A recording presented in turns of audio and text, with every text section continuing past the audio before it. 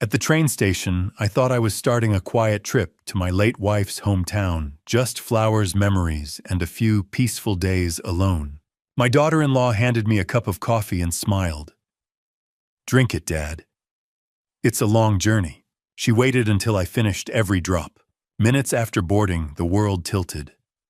My hands trembled. My legs failed. I collapsed in the aisle as the train pulled away. Through the blur, a stranger knelt beside me. "You've been poisoned," she whispered. When I woke up, I understood the truth. Someone wanted me gone. So I decided to disappear on my own terms.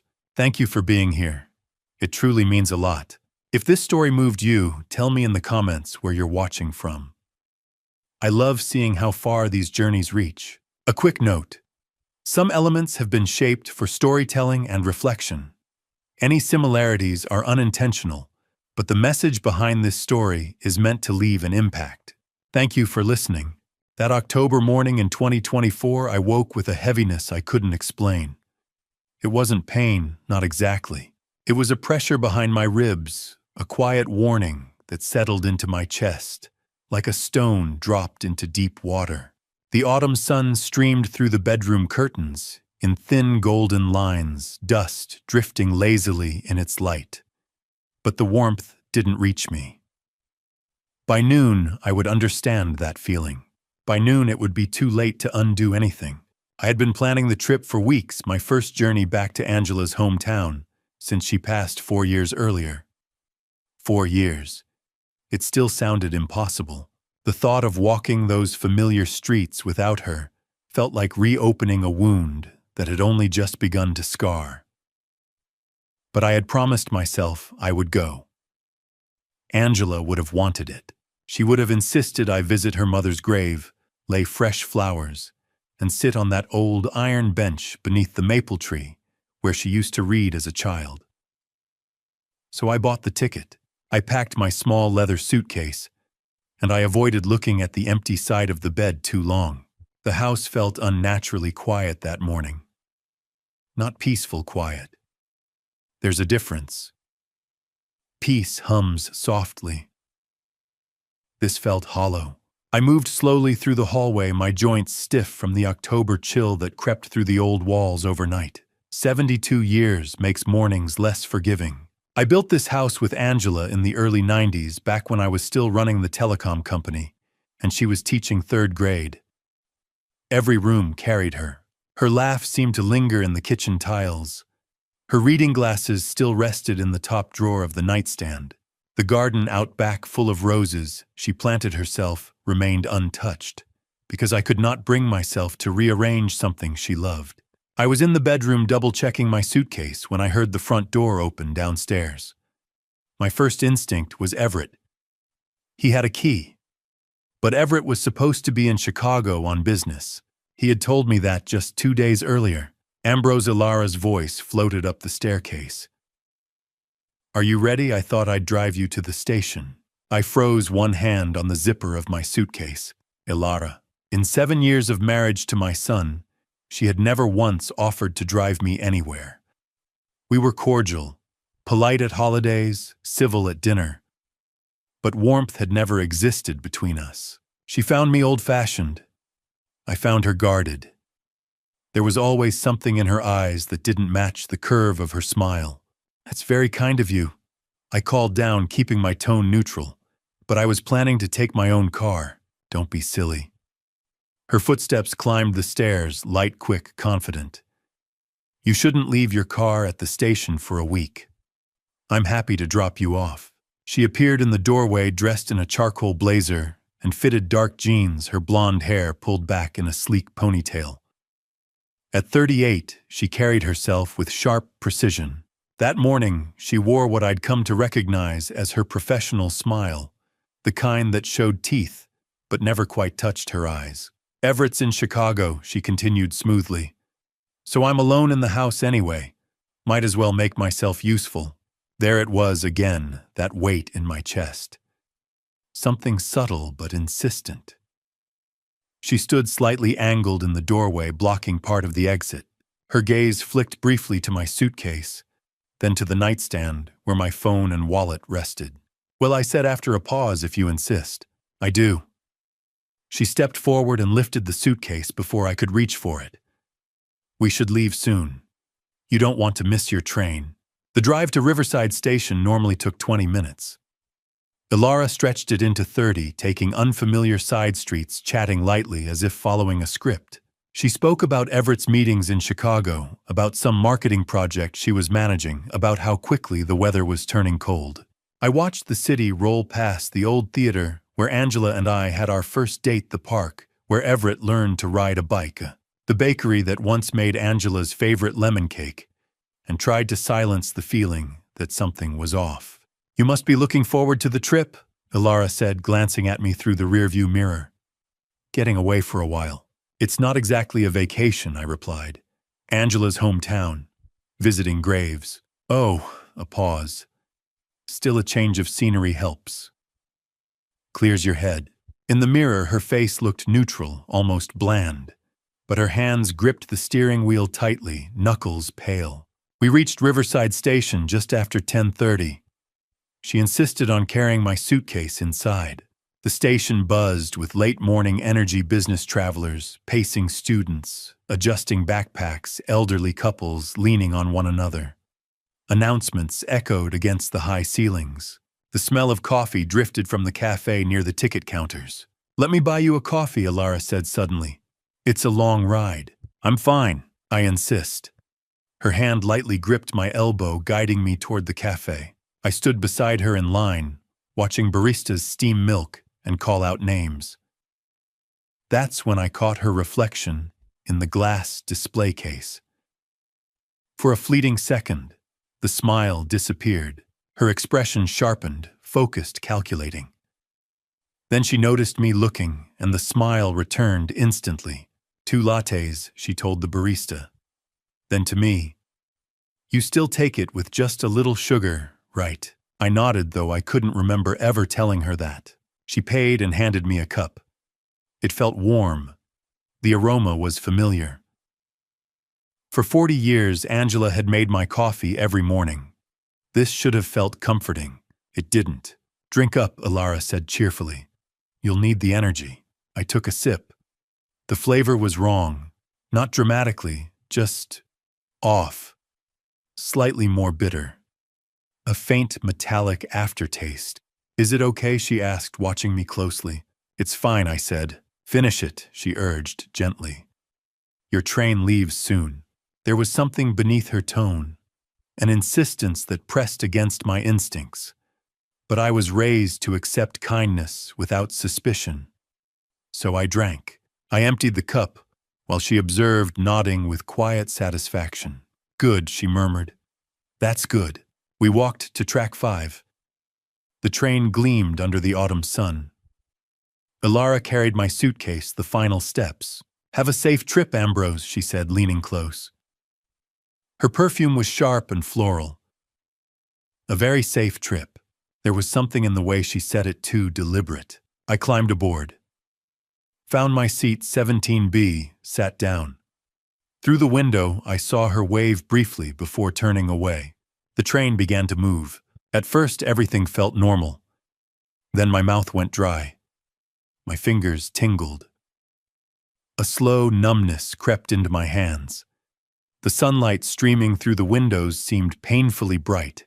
The edges of my vision shimmered. I tried to stand. My legs refused. I tried to call for help. My voice barely formed. The aisle tilted sideways. My heart pounded unevenly. A cold sweat broke across my forehead. Passengers' voices blurred together. The overhead lights flared white. My hands slipped from the armrest, and then I was falling. The last thing I remember before the darkness closed in was the distant echo of someone shouting, and the unmistakable realization settling into my mind like a final verdict. Something was very, very wrong. 15 minutes after the train pulled away from Riverside Station, my fingers stopped belonging to me. It began as a faint prickling, the harmless kind you get when you've slept on your arm too long. A mild inconvenience, easy to ignore. But within seconds, the sensation sharpened, spreading from my fingertips to my palms. then racing up my wrists and forearms like ice water injected straight into my veins. The rhythm of the train, steady, mechanical, reassuring, suddenly felt unstable. The car tilted and swayed as though the tracks had become uneven, as though gravity itself had shifted. I tightened my grip on the armrest. My knuckles turned white, but I couldn't feel the pressure. I couldn't feel the textured vinyl beneath my fingers. It was like trying to hold on with someone else's hands. The metallic taste hit next. It coated my tongue thick and bitter, like I'd been sucking on old pennies. I tried to swallow, but my throat felt swollen, constricted, as if invisible fingers were tightening around my windpipe. My heart slammed against my ribs, hard, irregular, frantic, out of rhythm with the steady clack of the train wheels below. Thump. Pause. Thump, thump. Wrong. Everything about it was wrong. The fluorescent lights overhead seemed brighter than they had a moment ago, flickering at the edges of my vision. The faces around me blurred, passengers dissolving into indistinct shapes. A man across the aisle was reading a newspaper. A teenager had earbuds and nodding to music. Someone laughed at something on their phone. Normal life, and I was slipping out of it. Ilara. The name cut through the fog like a blade. That coffee. Her smile at the station. Too bright. Too eager. It's your favorite, Dad. I made sure they got it just right. I'd tasted it. I'd noticed the bitterness, the faint chemical aftertaste. But I dismissed it, blamed the cheap station beans, blamed nerves, blamed my aging palate. It wasn't the beans. She did this. The realization struck harder than the physical symptoms. A jolt of clarity amid the haze. My lungs tried to pull in air, but breathing felt thick and heavy as if I were inhaling through damp cloth. I forced myself to sit up straighter, willing my body to respond. Stand. You have to stand. If I could just make it to the bathroom. Splash cold water on my face. Call someone. Text Everett. Something. My legs trembled as I pushed up from the seat. For one suspended, hopeful second, I thought I might manage it. I rose halfway, gripping the seat back in front of me, the aisle stretching out like a narrow corridor of light. Then my knees buckled. The floor rushed upward. I hit the linoleum hard, the impact jarring through my jaw and cheekbone. The surface was cold and faintly sticky, smelling of disinfectant and stale coffee. My vision fractured into shards of brightness and shadow. Somewhere far away, a woman screamed. Voices layered over one another, panicked, confused. Sir, sir. Footsteps thudded closer. Hands gripped my shoulders, turning me onto my back. The ceiling lights exploded into white stars above me, spinning, multiplying. I squeezed my eyes shut against the glare, but the light burned through my eyelids. Sir, can you hear me? The voice was steady, controlled, not hysterical.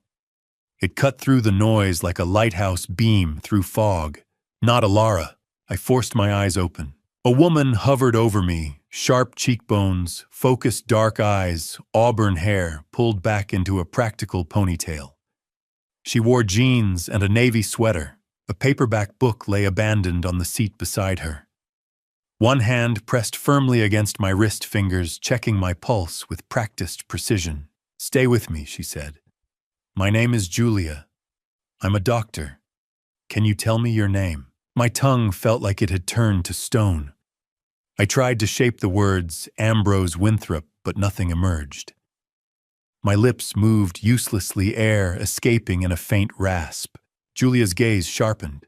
She leaned closer, lifting one of my eyelids with her thumb. Dilated, she murmured. Uneven response. Her jaw tightened. And he's diaphoretic, she added almost to herself. Cold sweat. Then her voice shifted, no longer calm but commanding. I need someone to pull the emergency brake. Now. A ripple of protest traveled through the car. You can't just stop the train, a man objected. We're between stations. Do it, Julia snapped, never taking her hand off my pulse. This man is in acute medical distress. If we don't get him off this train immediately, he might not survive. The finality in her tone silenced the argument. Seconds later, metal screamed against metal. The train lurched violently. Passengers stumbled, clutching seats, bracing themselves against the sudden deceleration. The entire car jolted forward, then shuddered. Through it all, Julia remained steady. Her fingers pressed against my wrist. Her eyes stayed locked on mine. "Stay with me," she said again, softer now. "What's your name? Focus on me." I wanted to tell her everything. Ambrose Winthrop, 72 years old. Former CEO husband. Father, widower. I wanted to say Angela's name. I wanted to say Ilara's. Instead, the world narrowed. My vision tunneled, shrinking to a dark circle around Julia's face. The edges folded inward like the closing iris of a camera. If this is how it ends, I thought dimly, it won't be quiet. It won't be gentle. It will be messy, and it will be her fault. Julia's face wavered in and out of focus. Her voice became distorted, as if filtered through water. "Pulse is erratic," she said to someone nearby. "Respiration's shallow. We need to get him to a clinic as soon as this train stops." The brakes screamed louder now, a violent grinding that reverberated through my skull. Finally, with one last bone-rattling jolt, the train came to a halt. Cold air rushed in as the doors were forced open. Hands slid beneath my arms and legs. I was lifted awkwardly, unceremoniously, my body no longer something I controlled. The world tilted sideways again as they carried me down the aisle past stunned passengers and scattered belongings. The platform outside was small and nearly empty. A single bench. A faded station sign with peeling white letters, Millbrook Station. I barely registered it. The air was sharp with autumn chill biting against my clammy skin. My head lolled to one side. Julia was beside me, walking quickly, her hand still anchored at my wrist, as though that fragile connection might tether me to consciousness. "Stay with me," she repeated. "Just a little longer." I tried. God, I tried, but my body felt distant now, like something happening to someone else. The light fractured further, dissolving into streaks. Sounds stretched and warped as though time itself were bending. I caught fragments. "Is there a clinic nearby?" "5 minutes. Call ahead." My chest tightened again. The pounding in my ears grew louder, drowning out everything else. The last thing I saw clearly was Julia's face, leaning close, eyes, fierce and certain. "This isn't a heart attack," she said firmly. "This is something else." Darkness surged upward, swallowing the light.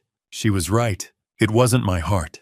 It was something deliberate, something measured, something poured into a cup of coffee by a woman who smiled as I drank it. And as the world finally went black, one final thought flickered through the void. Ilara didn't just want me sick. She wanted me gone. 3 hours after I collapsed on the train, I opened my eyes to a room that smelled faintly of disinfectant and old paper. It wasn't a hospital. I knew that immediately. The space was too small, too quiet. There were no monitors beeping, no rolling carts clattering down polished corridors. Just a narrow bed with stiff white sheets, a wooden chair positioned near a thin window, and a dented metal cabinet in the corner marked with a faded red cross. The pale yellow paint on the walls had chipped in places, revealing older layers beneath remnants of decades past. The air carried a stillness that hospitals never quite achieve. Through the narrow window, I saw a quiet street. Worn storefronts with sun-bleached signs. A bakery with a crooked awning. A hardware shop that looked as if it hadn't changed since the 70s. A single traffic light swayed gently in the breeze, its rhythm slow and indifferent. Millbrook. The name surfaced from the haze. I remembered the peeling station sign as they carried me off the train. A town so small it barely existed on most maps. A place people passed through without ever noticing. Somewhere quiet. Somewhere unlikely to attract attention. When I tried to sit up, my body resisted. My muscles felt weighted as though sand had been poured into my limbs. A dull ache pulsed behind my eyes. My mouth tasted dry and metallic. But beneath the physical weakness, something else had returned. Clarity. My thoughts were sharp. Cleaner than they had been in hours. "Easy."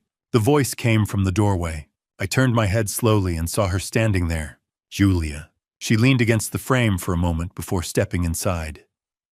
Her auburn hair was pulled back into the same efficient ponytail I remembered from the train. The navy sweater was gone. In its place, she wore a white lab coat that clearly wasn't hers. The sleeves, slightly short, rolled to her elbows. Her expression was composed, professional, but her eyes studied me carefully, searching for signs. "How are you feeling?" she asked, crossing the room. I swallowed, testing my voice. It scraped against my throat, but held. "Like I got hit by a truck," I said. One corner of her mouth twitched. Not quite a smile. "That's good," she replied. "It means you're coherent." She pulled the wooden chair closer and sat down, leaning forward slightly, forearms resting on her knees. For a few seconds, she simply observed me. I could almost see the questions lining up behind her gaze. "What happened to me?" I asked. The question felt unnecessary. I already knew. But I needed to hear her say it. She inhaled slowly before answering. "You presented with symptoms consistent with chemical exposure," she said. "Dilated pupils, irregular heart rhythm, profuse cold sweating, loss of motor coordination. Your breathing became shallow and erratic." Her tone remained calm, clinical. "It wasn't a heart attack," she continued. "And it wasn't a stroke. Poison." The word formed silently in my mind. I kept my face neutral, though inside thoughts moved rapidly. Ilara had been careful. Whatever she put into that coffee had been subtle, nearly tasteless, slow enough to take effect after boarding, quiet enough to appear natural. If Julia hadn't been on that train, I would be dead. "I contacted Dr. Nathan Wells," she said next. Of course she did. Nathan had been my physician for nearly 30 years. He knew my history better than I did. "What did he say?" I asked. "He confirmed you're in excellent health for 72. No cardiac history. No neurological issues. No medications that would cause a reaction like this." Her eyes sharpened slightly. "Nothing that explains what happened." Silence settled between us, which meant unspoken, but understood, that this had not been accidental. I shifted my gaze toward the window. Outside, a delivery truck rolled slowly past. A small bird hopped along the curb. The late afternoon sun cast a warm golden wash across the street, peaceful and deceptively ordinary. "Maybe I mixed up my pills," I said lightly. "Age has a way of complicating things." She didn't respond immediately. She knew I was lying. Her jaw tightened, but she didn't press the issue. "Not yet. Mr. Winthrop," she said carefully, "if someone did this to you, you need to contact the police. And your family." "My family." The word landed with weight. "Tell them my daughter-in-law tried to kill me without proof. Without toxicology reports. Without evidence." I would sound paranoid, delusional, grieving too deeply for Angela. And if Ilara knew I suspected her, she would adjust. She would cover her tracks. She would become careful in ways I could not anticipate. "No," I said firmly. "No police, no family." Her brow furrowed. "Why?" "Because I need time," I answered. "If I go home now, if I alert anyone, the situation escalates, and I won't have control of it." She studied me for a long moment. "This is a terrible idea," she said quietly. "I know. You could be in serious danger. I know." She exhaled through her nose, frustration flickering across her face.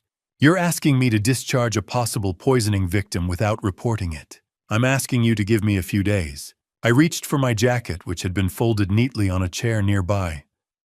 My hands trembled slightly as I pulled my wallet from the inner pocket. I counted 5 crisp $100 bills and held them out toward her. "For your help," I said, "and your discretion."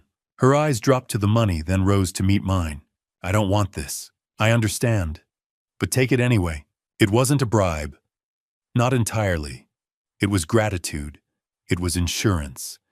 It was acknowledgement of the line I was asking her to cross. After a long pause, she accepted the bills, folding them carefully and slipping them into her coat pocket. "I'm going to regret this," she muttered. Probably I agreed. She reached into her lab coat and removed a card, placing it on the bedside table. "Dr. Julia Bennett, Emergency Medicine, Boston General Hospital." A phone number was written on the back in blue ink. "If you need anything," she said, standing now, "call me. Anytime." "I will." She hesitated at the door, as if considering whether to say more. Then she simply nodded and left her footsteps echoing faintly down the hallway. The room fell silent. I waited until I was certain she was gone before swinging my legs over the side of the bed. Pain flared briefly behind my eyes. My body protested the movement, but I could stand. Slowly, carefully.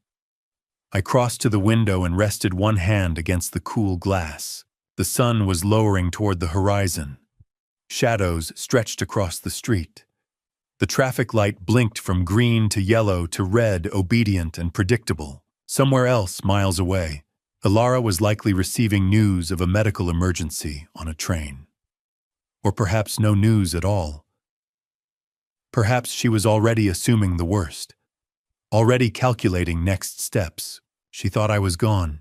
For the first time in years, I felt something clean and sharp rise in my chest. Not grief, not fear. Focus. Ilara hadn't acted impulsively. She had chosen the timing, the location, the delivery method. She had ensured I drank every last drop. That wasn't anger-driven. That was strategic, which meant she expected closure, a clean outcome, a funeral. I stepped back from the window and pulled my phone from my pocket. The screen lit up, displaying a series of missed notifications from earlier in the day, none of them from Ilara. Interesting. I scrolled to a name I had not called in months. Vincent Miller. Vince, my oldest friend, former chief financial officer, the most analytical mind I knew, the only person I trusted without hesitation. I pressed call. It rang twice, 3 times. Then voicemail. I ended the call before it connected. Not yet. This needed to be precise. I sat back down on the bed, folding my hands together. My pulse had steadied. My breathing was even. Ilara wanted me erased. She wanted control of what I built. The company. The assets. The house. Perhaps even the life insurance policy Everett had insisted I update last year. She had planned this carefully, which meant she would not expect resistance. She would not expect silence. She would not expect me to vanish willingly. A slow, deliberate idea formed in my mind. If she believed I was dead or dying, she would act freely. She would reveal intentions she would otherwise conceal. She would move money. She would contact people. She would show her hand. All I had to do was disappear. I walked back to the window one last time and looked out over the quiet street of Millbrook. The town felt forgotten by the world. Perfect. Ilara wanted me erased. She would get her wish. I would disappear, but I would not stay gone. And when I returned, it would not be as a victim. Vincent picked up on the 3rd ring. Theo. His voice came through warm and steady, threaded with surprise. I thought you were on a train to Angela's hometown. I need your help, I said, cutting him off before he could finish. My voice sounded calmer than I felt. And I need you to keep this between us. Silence followed.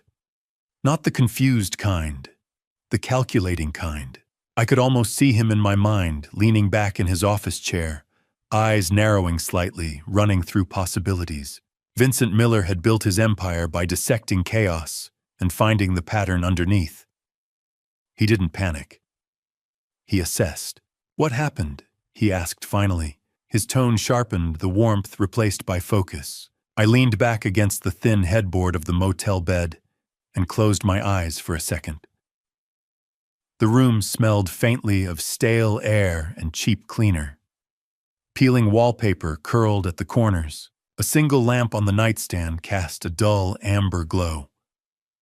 I had paid cash 2 nights, no ID copied, no questions asked. The television next door murmured through the wall, some late-afternoon talk show host laughing at something that didn't matter. Outside, a street lamp flickered, casting unsteady light through the thin curtains. I told him everything. The coffee, the platform, the metallic taste, the numbness spreading through my limbs like liquid ice, the collapse in the aisle. Julia Bennett, the stranger who had noticed the symptoms no one else would have recognized. The emergency stop, the clinic in Millbrook, and Ilara. When I finished, the line remained quiet for several seconds. Jesus. Theo Vincent breathed at last. His voice was tight now, anger pressing through the restraint. Are you sure? Are you absolutely sure it was her? I'm sure. There was no hesitation in my answer. No room for doubt. But why he pressed? Why would she risk something like that? Money, I said flatly. She and Everett are in debt. More than they've admitted. And I'm worth more gone than I am alive. Vincent swore under his breath, a string of curses I hadn't heard from him since our early startup days when deals fell apart and investors backed out at the last minute. He was angry, protective, but anger wouldn't fix this. Where are you now? He asked. Millbrook, a motel off Route 9. I glanced around the cramped room. I'm not coming home. That landed heavily between us. What are you planning? He asked carefully. I opened my eyes and stared up at the ceiling. A water stain spread across the plaster like a faded map of a country that no longer existed. Justice, I said. Not revenge. Justice. Theo! She tried to erase me. I said the words gaining weight as I spoke them aloud. If I walk back into that house and call the police, she'll deny everything. She'll paint me as confused, old, paranoid, and maybe they'll believe her. Maybe they won't. But either way, she'll know I suspect her. And you think she'd try again? I know she would. Silence again. Not disbelief. Consideration. So what's the alternative? He asked. I sat up slowly, swinging my legs over the edge of the bed. My body still carried a dull ache, but it was manageable now. Controlled. I disappear, I said. For real. Let her think she succeeded. Let her believe I'm gone. Vincent exhaled slowly. And then what? And then I said I make her regret it. A short laugh escaped him, half disbelief, half admiration. You're serious.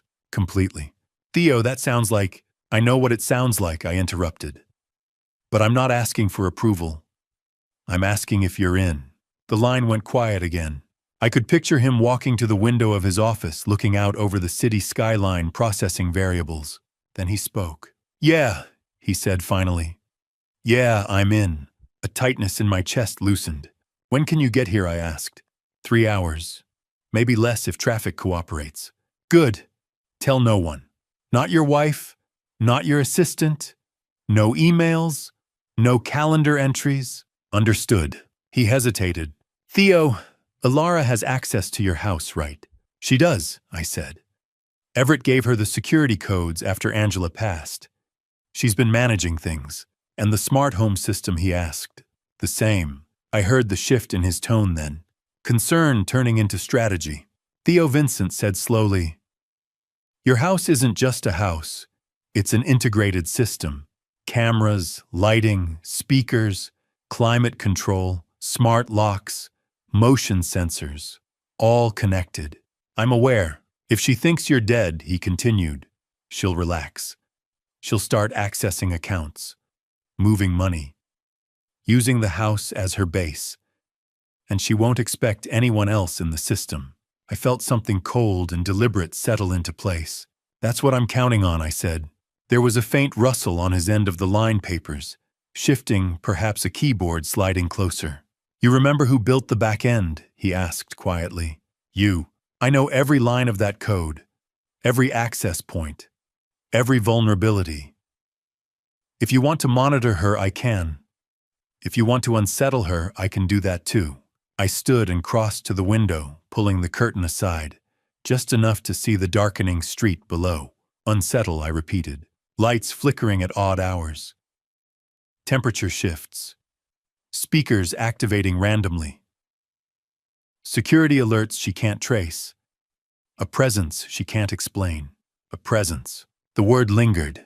Alara believed in control, in perception, in narrative. She had crafted the scene at the station carefully. The smile, the wave, the coffee. She believed the story was finished. She wanted me gone, I said quietly. And you're going to give her that, Vincent replied. Yes. He paused, then added, Theo, you realize this won't be simple. It doesn't have to be simple, I said. It just has to be precise. And what about Everett? The question hit harder than the rest. Everett, my son. Was he complicit or merely negligent? I don't know yet, I admitted. That's why I need time. Time to watch. Time to gather evidence. Time to see who moves first. All right, Vincent said. Here's how this works. I'll drive down with a portable server unit. We'll reroute access through a secondary channel she doesn't know exists. If she logs into your accounts from the house network, we'll see it. If she tries to transfer funds, we'll flag it. And if she panics, I asked. She won't, Vincent said confidently. Not at first. She'll feel safe. That's when people make mistakes. I smiled faintly at that. 3 hours, I reminded him. I'll be there, he said. There was a brief pause. Theo. Yes, I'm glad you're still alive. I almost laughed. Me too, Vince. The line disconnected. I set the phone down and stood in the dim motel room listening to the faint hum of traffic outside.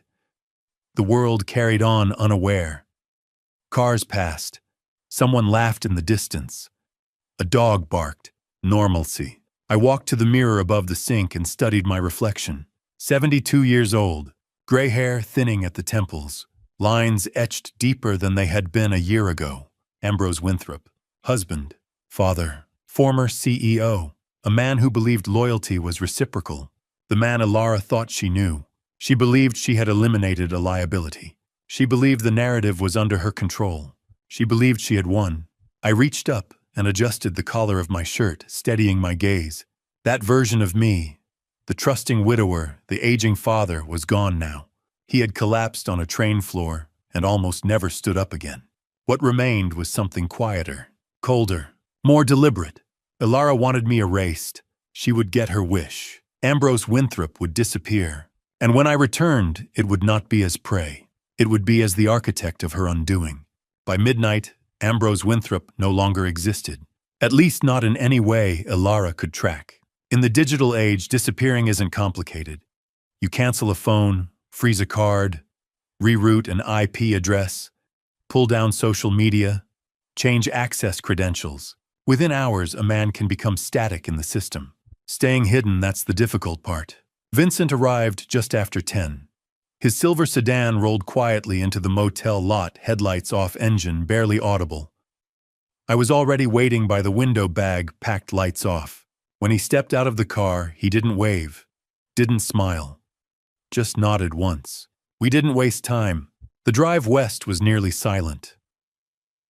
The farther we moved from Riverside, the easier it became to breathe. Streetlights thinned into long stretches of darkness. Storefronts gave way to open road, then to forest. Pine trees crowded the highway, black silhouettes against a moonless sky. 50 miles later, we turned onto a gravel path that led into the woods.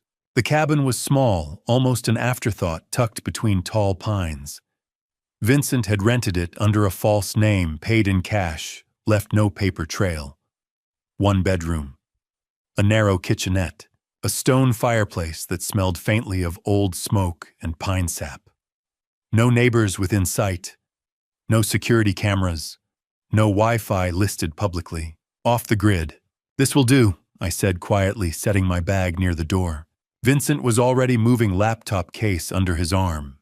He set it down on the wooden table near the center of the room and opened it. The glow from the screen cast pale blue light across his face, sharpening the angles of his expression. Give me a minute, he said, fingers already moving. While he worked, I knelt by the fireplace and arranged kindling. The logs caught quickly, flames snapping and spitting warmth into the cold air. The scent of burning wood filled the cabin, grounding and ancient. Behind me, I heard Vincent mutter something, half irritation, half triumph. What is it? I asked without turning. I'm in, he said. I rose and walked over. Backdoor access, he continued. Installed during the last system upgrade, 2 years ago. You remember, we said we'd keep an emergency override. Ilara has no idea it exists. On the screen, a grid of live camera feeds appeared. My house. Living room. Kitchen. Hallway. Master bedroom. The images were black and white, slightly grainy, but clear enough to see everything that mattered. Full control, I asked. Lights, locks, thermostats, speakers, cameras, alarm system, he replied. She thinks she owns the environment. She doesn't. We do. I studied the feeds, already structuring the next steps in my mind. 3 phases. First, absence. Let Alara realize I hadn't come home. Let her uncertainty turn into anxiety. Second, disruption. Subtle at first. Lights flickering, thermostat shifting. A speaker activating at 3:17 a.m., the time she called the insurance company. Third, documentation. Watch, record. Capture every careless word, every incriminating call, every financial transfer. Eventually, she'll report you missing, Vincent said. What happens when law enforcement gets involved? They'll assume confusion, I answered calmly. 72-year-old man boards a train and never arrives. Cognitive decline. Wandering. It fits the narrative. And Julia, she won't volunteer anything unless someone asks very specific questions. And no one will. Vincent leaned back in his chair. For the record, he said, this crosses lines. Surveillance laws. Wiretapping. If we're caught, it won't be minor. I know, and you're prepared for that. I thought about the train floor, the cold linoleum, the metallic taste in my mouth. Yes, I said simply. Vincent shook his head lightly. You've lost it. I've always wanted to attend my own funeral, I said. This is as close as I'll get. He laughed despite himself. Pull up the living room, I said. Full screen. He clicked. The image expanded. Alara was there. She sat on my couch, as if she had always owned it. Legs crossed. A glass of red wine balanced in her hand. Relaxed.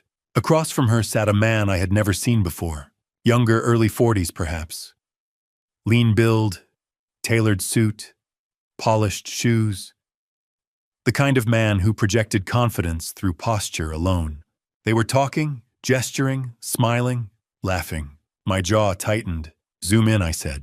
Vincent captured a still image and ran facial recognition software. The program processed for several seconds before displaying a result. Garrett Sullivan, Vincent read aloud. Attorney, specializes in estate planning and probate litigation. Based in Riverside. He scrolled further. Multiple complaints over the past 5 years. Conflict of interest accusations.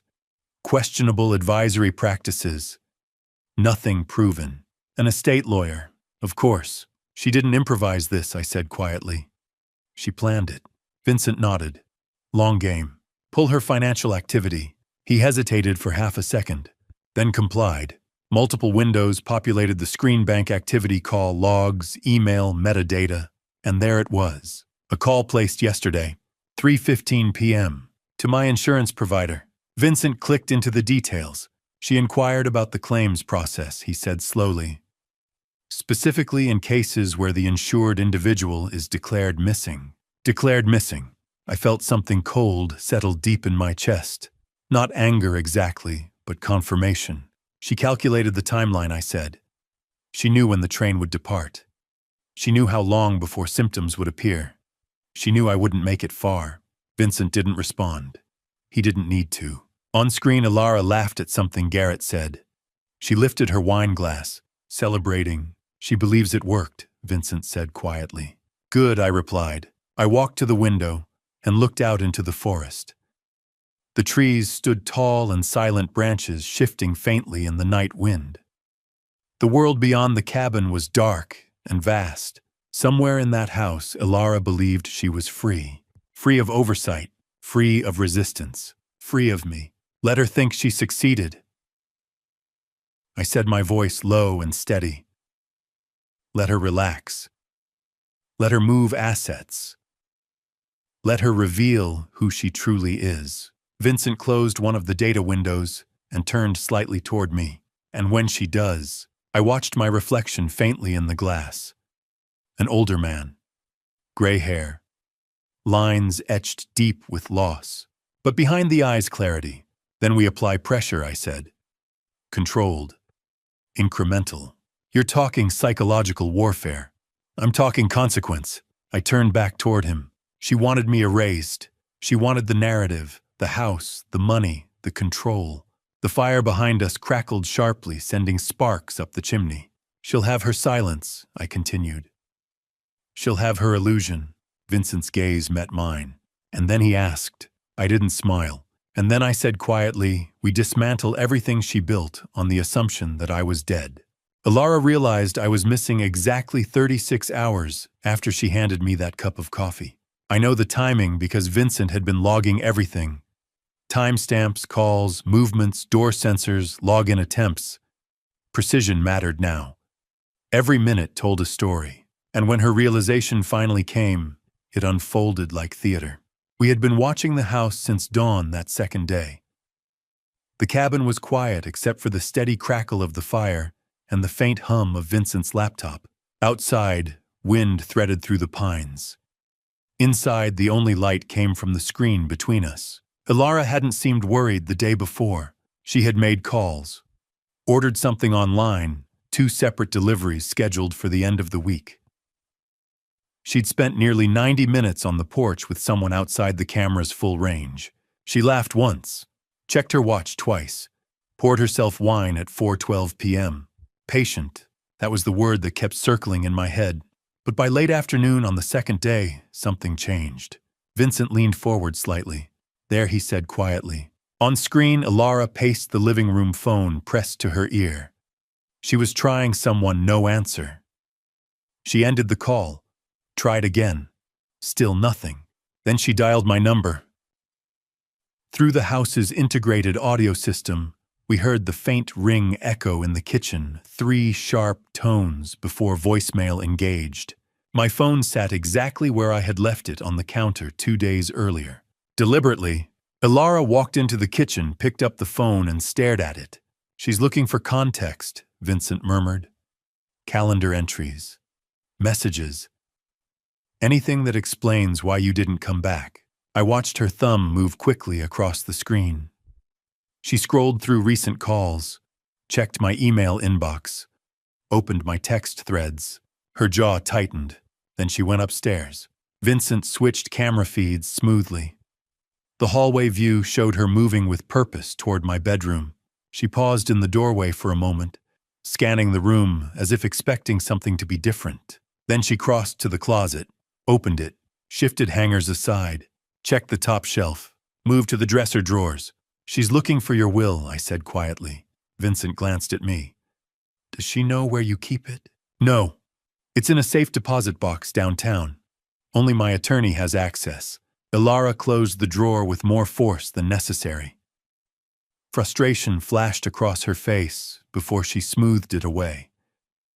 She stood in the center of the bedroom, hands on her hips, thinking. Then she made a call. Vincent increased the volume. Everett. Her voice trembled instantly, perfectly calibrated.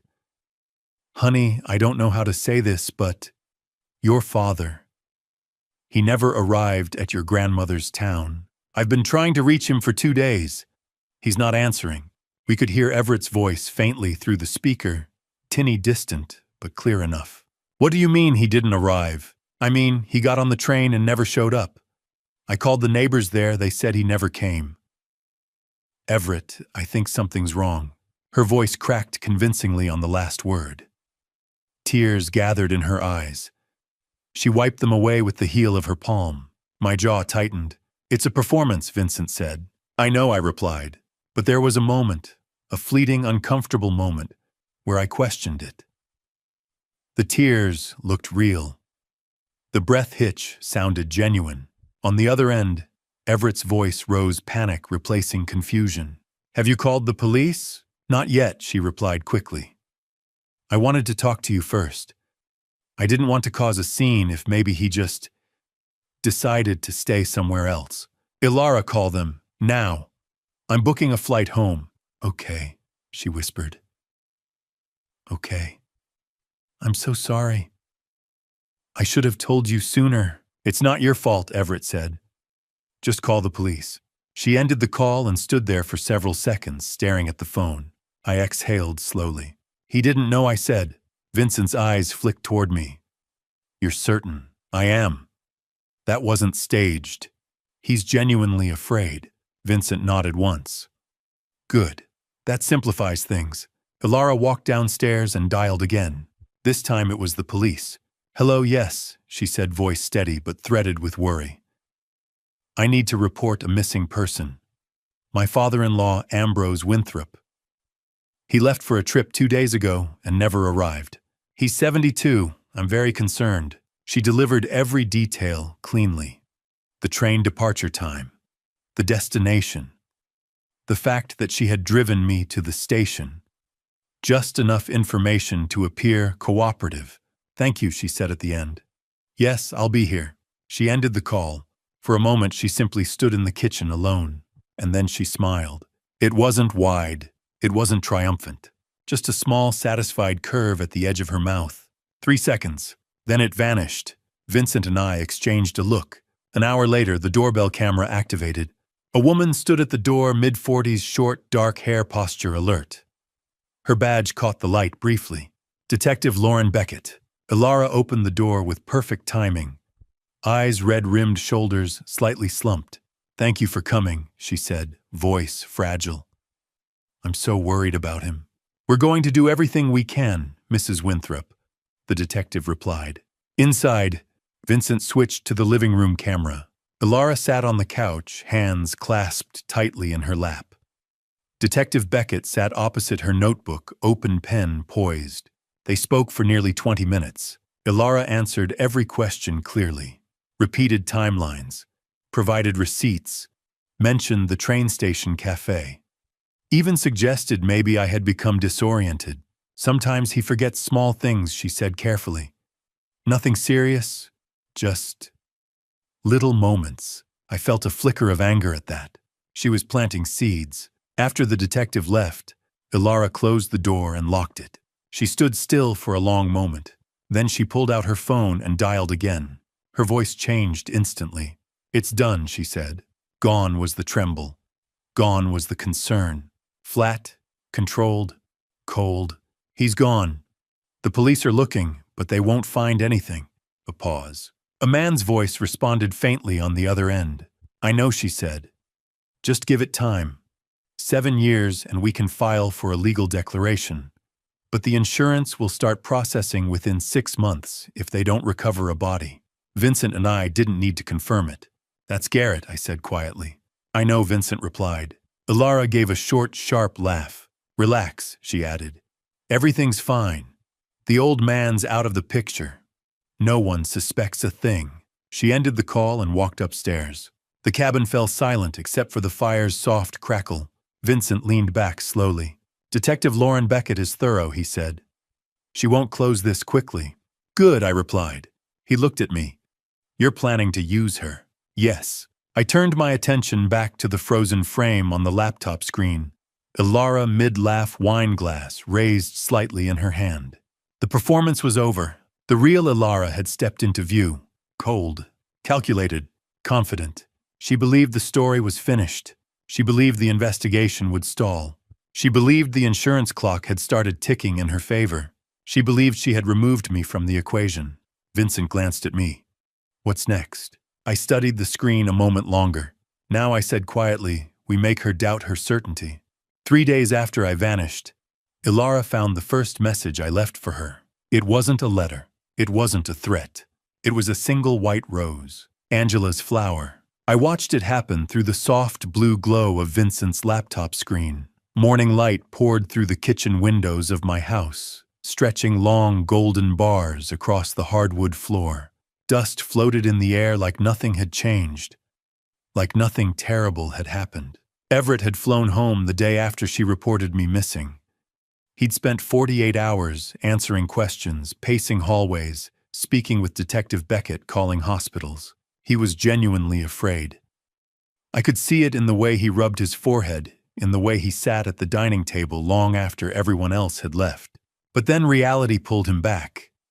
Meetings, contracts, a business that didn't pause for grief. Ilara told him to return to work. She said she could handle it. She couldn't.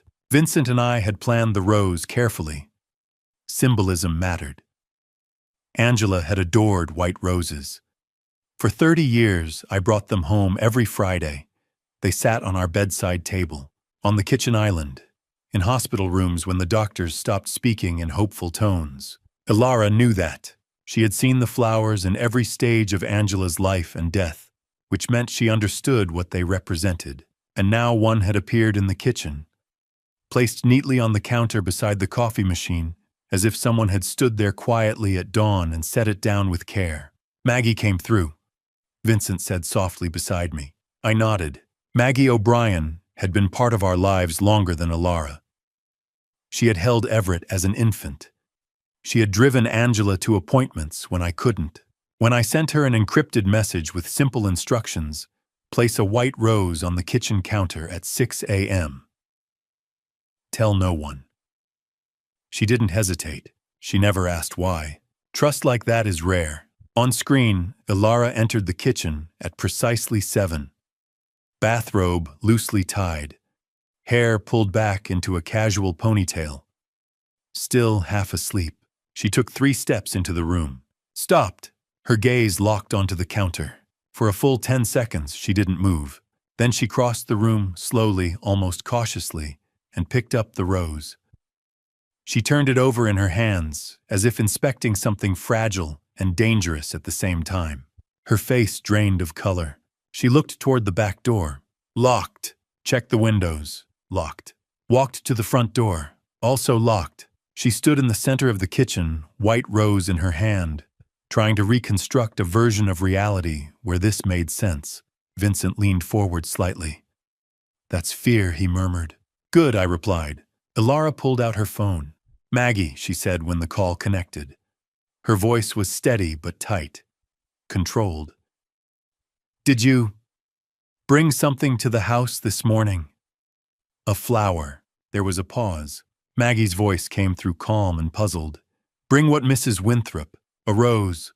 A white rose. It's on the kitchen counter. I haven't been there yet. I'm not scheduled until tomorrow." Ilara's fingers tightened around the stem. "You're sure? Quite sure? Is everything all right?" "Yes," Ilara replied quickly. "Yes, thank you." She ended the call. For a moment she simply stared at the rose again, as if expecting it to dissolve. Then she made another call. "Garrett." Her voice had lowered now, almost conspiratorial. "There's a rose. A white rose. In the kitchen. The kind Ambrose used to buy for Angela." Garrett's voice was faint but audible. "Maybe Everett brought it. He's at work. And he doesn't even remember the roses. He was too young. Then maybe you—" "All the doors are locked," she snapped. "All the windows. No one's been here except me." A pause. "You're exhausted," Garrett said. "You haven't slept. Maybe you brought it in yesterday and forgot." "I didn't." "Ilara!" "I didn't." Another pause. "Fine," he said finally. "Then it's nothing." Maybe the housekeeper came by earlier than she remembered. She didn't. Then throw it away and stop thinking about it. Ilara ended the call without another word. She walked to the trash can, lifted the lid, dropped the rose inside, but her hand trembled. I allowed myself the smallest smile. Vincent glanced at me, expression unreadable. "You're enjoying this?" I didn't answer. She had watched me drink that coffee. She had stood on the platform as the train pulled away. She had already imagined the obituary. She wanted me erased, I said quietly. She wanted the house, the accounts, the clean transfer of power. On screen, Ilara leaned both hands on the counter, staring down at nothing. She wanted me gone. I looked at the frozen image of her pale face. Now she gets to wonder. Vincent turned back to the laptop and began typing. "What are you doing?" I asked. "Phase 2, he said. "The rose was only a signal. We escalate carefully." "How?" He didn't answer immediately. Instead, he routed a masked number through 3 different servers before linking it to a disposable device. "Fear isn't about volume," he said calmly. "It's about precision." That night, Ilara went to bed earlier than usual. The bedroom camera showed her lying flat on her back, eyes open, staring at the ceiling. The bedside lamp remained on. Everett had stayed late at the office again. She was alone. At 11:47 p.m., her phone buzzed. The sound seemed louder in the quiet room. She flinched, picked it up. The screen illuminated her face in pale blue. Unknown number. 5 words. "Do you like the flowers?" Her breathing changed instantly. She sat upright, looked around the room. toward the closet, toward the door, toward the bathroom. Nothing. The house was silent. The hallway lights remained off. The thermostat hummed softly. The air moved normally, but something invisible had shifted. Her thumb hovered over the screen. She didn't respond. Instead, she locked the phone and placed it back on the nightstand. Then she turned off the lamp. Darkness swallowed the room, but her eyes stayed open. I watched her through the night vision feed, face pale against the pillow, listening to every creak of settling wood. Vincent glanced sideways at me.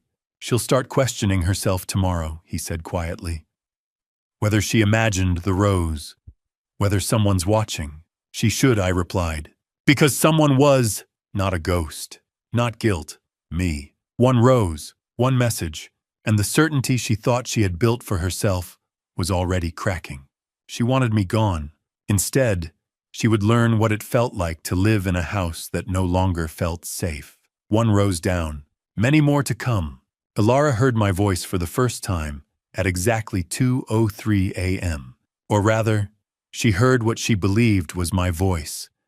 A whisper threading through the darkness of her bedroom, soft and deliberate, barely louder than breath against skin. Ilara, 1 week after I disappeared, she was still sleeping under my roof. In the bedroom she shared with Everett, just down the hallway from the master bedroom, where Angela and I had slept for 3 decades, where white roses had once sat in a crystal vase by the window. Everett had flown back immediately after I was reported missing. He stayed 48 hours. Spoke to Detective Beckett, retraced timelines, called hospitals, paced the living room with his phone pressed tight to his ear. His fear was real. I could see it in the way he clenched his jaw when Ilara wasn't looking. Then he left again. Meetings, clients, deadlines that didn't bend for grief. Ilara had encouraged him to go. "I'll be fine," she'd said. She wasn't alone. Garrett had moved into the downstairs guest room 3 days after the white rose appeared. "For protection," she told Everett. "Until things calmed down." Protection. I knew better. They were in this together, and now they were both sleeping in my house. Perfect. At the cabin, Vincent and I watched the infrared feed from the bedroom camera. The room was drenched in shadow moonlight slicing through a gap in the curtains. Ilara lay on her side, one arm tucked beneath her pillow, breathing slow and even, until the whisper. Her eyes snapped open. She didn't move at first, just stared into the dark body, rigid, listening. I could see the shift, immediately breathing shallow, now pulse visible in the hollow of her throat. "Good," Vincent murmured, fingers hovering over the keyboard. "She's alert." The smart speaker on her nightstand appeared lifeless. No light, no glow, no sign of activity. But appearances are deceptive. Vincent had accessed the system days earlier, bypassing hardware controls entirely. Physical buttons meant nothing. From 50 miles away, he could make that device breathe, speak, whisper. Technology is a remarkable accomplice, and I was learning to inhabit it well. Ilara slowly pushed herself upright, eyes locked on the speaker. She reached over and tapped it. Nothing. She picked it up, turned it in her hands. Examined the base as if expecting to find wires or movement. "It's off," Vincent whispered. "She thinks she imagined it," I replied. Ilara placed the device back on the nightstand and lay down again. Pulled the blanket up to her chin. Closed her eyes. Forced a long exhale. Vincent glanced at me. I nodded once. He pressed the key. "I know what you did." The voice filled the room, low, hollow, distorted, just enough to feel unnatural, but unmistakably mine.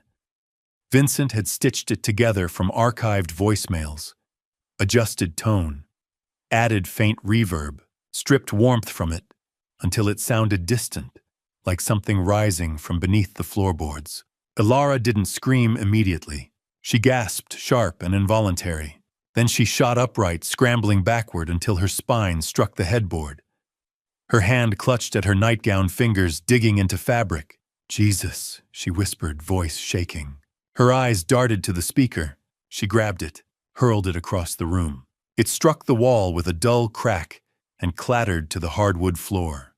Silence followed. Thick. Then footsteps thundered up the stairs.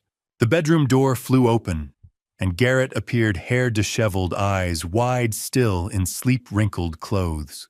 Ilara. He crossed the room quickly and sat on the edge of the bed. What happened? She was trembling now, shoulders rigid, breath uneven. I heard she swallowed. I heard his voice. Whose? Ambrose's. Garrett glanced toward the fallen speaker, then back to her. You're exhausted, he said carefully. You haven't slept. The stress. I'm not imagining it, she snapped, panic bleeding through. He said my name. He said. She stopped herself. Garrett stood, retrieved the speaker, examined it. It's powered off, he said gently. See, there's nothing. I know what I heard. He set it down on the dresser. Ilara, he said, lowering his voice, people don't just... He stopped short. She stared at him. Don't just what she asked. Don't just what Garrett. We don't even know if he's... Neither of them finished the sentence. At the cabin, I leaned closer to the screen. Garrett's composure was thinner than before. Jaw tight. Eyes calculating. Ilara looked pale, dark circles under her eyes, exhaustion etching her features. For a fleeting moment, something like hesitation passed through me. This house had once been full of laughter. Angela's voice echoing from the kitchen. Everett racing down the hallway as a child. The scent of pine from the Christmas tree every December. Now it held fear and manipulation. The hesitation faded quickly. Vincent zoomed in on the smart speaker resting on the dresser. He tapped another key. The LED blinked once so fast it might have been imagined. But I saw it. Come downstairs, Garrett said, finally extending his hand. You're not staying in here tonight. Ilara hesitated, then nodded. He helped her to her feet and guided her out of the room. The bedroom door remained open. I switched camera feeds, tracking them down the hallway, down the staircase, into the living room. Ilara sank onto the couch and wrapped a throw blanket tightly around her shoulders. Garrett disappeared briefly into the kitchen, returned with a glass of water, and handed it to her. Drink, he said. She obeyed, though her hands shook against the glass. He sat beside her, not touching, but close enough to imply something unspoken. You need rest, he murmured. I can't, she whispered. Not up there. Not anymore. Then stay here, he said. I'll stay. There was a pause. A look passed between them. It wasn't merely lawyer and client. It wasn't comfort. It was shared understanding, shared risk, shared guilt. I sat back in my chair at the cabin, the laptop's glow casting cool light across my face. Garrett wasn't just advising her. He was invested, emotionally, strategically, romantically perhaps. Ilara refused to return upstairs. She remained on the couch, every light in the house switched on, kitchen, hallway, porch lights blazing against the darkness. Garrett stayed beside her. They spoke in low tones for nearly an hour. I couldn't hear every word, but I didn't need to. Fear had taken root. And once fear enters a house, it changes the air. Vincent leaned back slightly. She won't sleep in that room again, he said. Good, I replied, because discomfort was only the beginning. Phase 1 had been uncertainty. Phase 2 was intrusion. Tomorrow night would bring escalation. I watched Ilara glance repeatedly toward the staircase as though expecting footsteps, expecting something else. Perhaps another whisper. Perhaps my name. Let her feel watched. Let her question her memory. Let her wonder whether guilt has a voice. Because this was only the first time she heard me, and I intended to speak again. Detective Lauren Beckett did not believe in accidents, and 10 days after I disappeared, she made it clear to Ilara that my vanishing contained too many convenient details to be random. From the cabin, I watched the interview unfold through the living room camera. The image was sharp enough to read expressions clearly. Ilara sat on the edge of the couch, spine, rigid hands clasped so tightly in her lap that her knuckles had gone pale. Garrett occupied the armchair near the window legs, crossed posture, deliberately relaxed. Lauren sat opposite them, notebook resting on her knee, pen poised but still. She was 44, perhaps. 45, sharp features, short, dark hair, threaded with early gray at the temples. Her posture radiated discipline. She didn't fidget. She didn't rush. She absorbed. I had seen her type before. Career investigators who listened far more than they spoke, and she was listening to everything. Mrs. Winthrop Lauren began evenly, "Let's walk through the morning." Ambrose left. From the beginning. Ilara nodded once. She had taken care with her appearance foundation masking sleepless nights, lipstick restoring color to her mouth, but her hands betrayed her. They trembled slightly as she spoke. "I drove him to the station," she said, "around 7:30. He wanted to visit his late wife's hometown. He went every year." Lauren made a brief note. "How did he seem?" "Normal," Ilara replied softly. "Quiet. A little sad. This time of year was hard for him. He missed Angela." Lauren's pen moved again. "Any complaints, health concerns?" "No, nothing unusual. He was tired maybe." "But he was 72. Lauren looked up. "You purchased coffee for him?" "Yes." Ilara's voice remained steady, though her pulse fluttered visibly at her throat. "There was a cafe near the platform. He always drank it black. And then I walked him to the train. We said goodbye. He boarded. That was the last time I saw him." Lauren's gaze sharpened slightly. "Did you notice anyone paying particular attention to him, anyone following?" "No," Ilara answered quickly. "What about his phone?" "It's still here," Ilara said, glancing toward the kitchen. "He left it behind." Lauren paused, pen suspended in midair. "He left his phone?" "Yes." "That's unusual," Lauren said gently, "especially for someone traveling alone." Ilara shifted. "He was forgetful sometimes." Lauren's expression didn't change. Mrs. Winthrop Ambrose ran a telecommunications company for 3 decades. He was not careless with devices. Silence pressed into the room. Ilara's fingers tightened further. Garrett leaned forward. "Detective Ilara's under enormous strain. I don't think it's appropriate to." Lauren turned her attention to him without raising her voice. "And you are?" "Garrett Sullivan, family friend, attorney." Lauren wrote his name carefully. "You're residing here currently." "Temporarily," Garrett said. "Everett asked me to support Ilara while he's out of town." "I see." Lauren closed her notebook briefly, then reopened it. "Let's discuss finances." Ilara blinked. "Finances?" "Yes." "Did Ambrose maintain a will?" Ilara hesitated. Garrett began to speak, but Lauren lifted her hand, polite, firm. "Mrs. Winthrop." "Yes," Ilara said. "He had a will, and you're aware of its contents." "Not specifically. Everett would handle that. But you understand, you would benefit." "I assume so," Ilara answered faintly. "What about insurance?" Lauren continued. "Life insurance policies." Garrett stood abruptly. "Detective with respect. Everything is relevant," Lauren said calmly. "Money is rarely irrelevant in missing person cases." "I'm not accusing anyone," she added. "I am establishing context." Garrett's jaw tightened, but he sat back down. Lauren closed her notebook once more and rose to her feet. "If you recall anything that might assist the investigation, anything at all, contact me." She handed Ilara her card. Ilara accepted it with unsteady fingers. Lauren paused at the doorway. "One more question. Since Ambrose's disappearance, has anything unusual occurred in the home?" The question landed with weight. Ilara's color drained. Garrett responded too quickly. "No, nothing." Lauren's gaze lingered on Ilara. "Sometimes grief manifests in unexpected ways. Strange perceptions. Sounds. Patterns." Ilara swallowed. "No," she whispered. Lauren held her gaze a moment longer, then offered a professional smile and stepped outside. The door closed. Ilara exhaled sharply and sank back against the couch. "She knows," she whispered. "She knows something isn't right." Garrett moved beside her, lowering himself onto one knee. "She knows nothing. She's fishing." She asked about the will. "That's standard. What if she starts digging?" "She won't find anything," Garrett said firmly. "There's nothing to find." From the cabin, I leaned back in my chair. Lauren Beckett was not fishing blindly. She had noticed Ilara's trembling hands.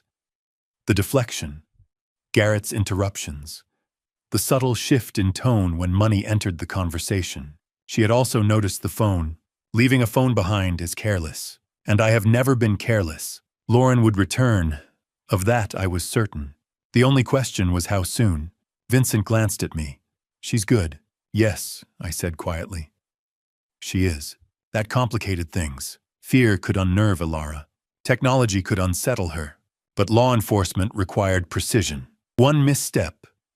One unauthorized access, traceable to Vincent.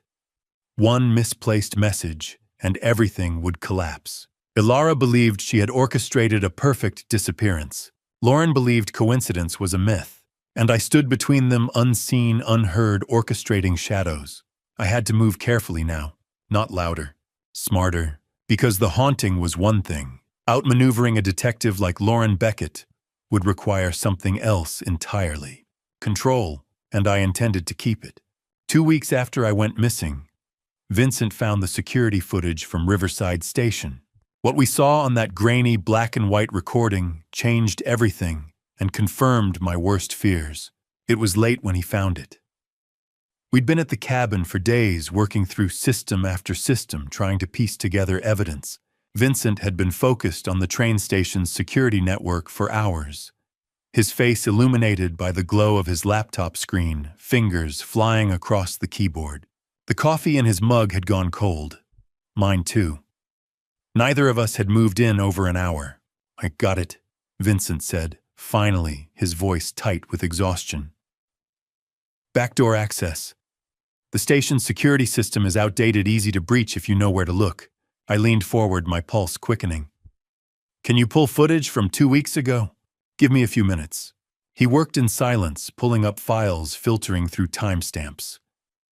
The cabin was dark around us, the only light coming from the laptop and the dying embers in the fireplace. Outside, the wind rattled the windows. 3 hours later, Vincent found us. There, he said, freezing the playback. Platform 7, 7:32 a.m. I stared at the screen. The footage was grainy, shot from a camera mounted high on a pillar near the coffee shop. But it was clear enough. There I was, standing near the platform, jacket over my arm, looking tired. And there was Ilara walking toward the cafe counter. Vincent played the footage forward. Ilara ordered 2 coffees. The barista handed them over in paper cups. Ilara paid, thanked her, then turned away from the counter. And that's when it happened. She set both cups down on a nearby counter just for a moment. Her back was to the camera. Her hand slipped into her purse. 3 seconds. That's all it took. Her hand came out holding something small, a vial maybe, or a bottle. She unscrewed the cap with one hand, tipped it over one of the cups. A clear liquid dripped in. Then she stirred it with a straw, capped the vial, slipped it back into her purse, and picked up both cups. When she turned around, she was smiling. That bright, easy smile I'd seen 1,000 times. Vincent paused the footage. I sat back in my chair, my hands clenched into fists. I'd suspected it. I'd known on some level that she'd done this. But seeing it, watching her calmly, methodically add something to my coffee, then smile as if nothing had happened, it hit me like a punch to the gut. She smiled. I said quietly, my voice rough. She handed me that cup and she smiled. Like it was just a normal Tuesday morning. Like she wasn't about to. I couldn't finish the sentence. Vincent didn't say anything. He just looked at me, his expression grim. I forced myself to take a slow breath. Play it again. He did. I watched Ilara's hand slip into her purse. Watched the vial come out. Watched the liquid drip into the cup, just a few drops barely visible. 3 seconds. That's all it took to try to erase a life. This is it. Vincent set his voice low. This is the evidence we need. We have proof. Concrete proof. We can go to the police. I shook my head. Not yet. Vincent frowned. Theo, Myon, this proves she tried to harm me, I said. But we need more than that. We need to know why. We need to know who helped her and how deep this really goes. We already know Garrett's involved. Do we? We've seen him on the cameras. We've heard Ilara talk to him on the phone. But we don't have proof that he was part of the plan from the beginning. We don't have proof of motive. Vincent leaned back, running a hand through his hair. So, what do you want to do? I looked at the screen at Alara's frozen smile. We keep watching, I said. We keep gathering evidence, and we push her. We make her think she's losing control. We make her desperate enough to make mistakes. Vincent was quiet for a moment. Then he said, "This footage was obtained illegally, Theo. If we take this to the police, it might not hold up in court. I know. And if they find out we've been surveilling Alara, we could both end up in serious trouble." "I know that too," Vincent sighed. "You're playing a dangerous game. I'm aware." He turned back to the laptop, his jaw tight. "There's something else I found." He opened a new window, a spreadsheet filled with phone numbers, dates, times. "I pulled Alara's phone records for the last 6 months," Vincent said.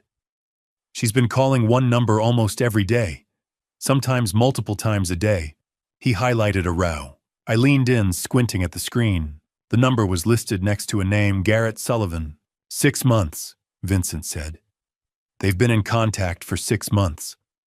Long before you went missing." I stared at the screen, my chest tight. 6 months. This wasn't a spur-of-the-moment decision. This wasn't panic or desperation. This was planned. Carefully, methodically, for months. Vincent froze the security footage on Alara's face, that smile, that calm, easy smile. "Garrett Sullivan," I said quietly. "Attorney," Vincent nodded. "Estate law. Probate. He specializes in helping people navigate inheritance, wills, life insurance claims." Of course he did. I sat back, the pieces falling into place. Alara hadn't just wanted me gone. She'd been planning it for months. With Garrett's help.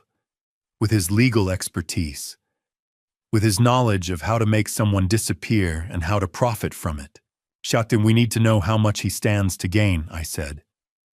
"We need to know if he's just advising her or if he's getting a cut."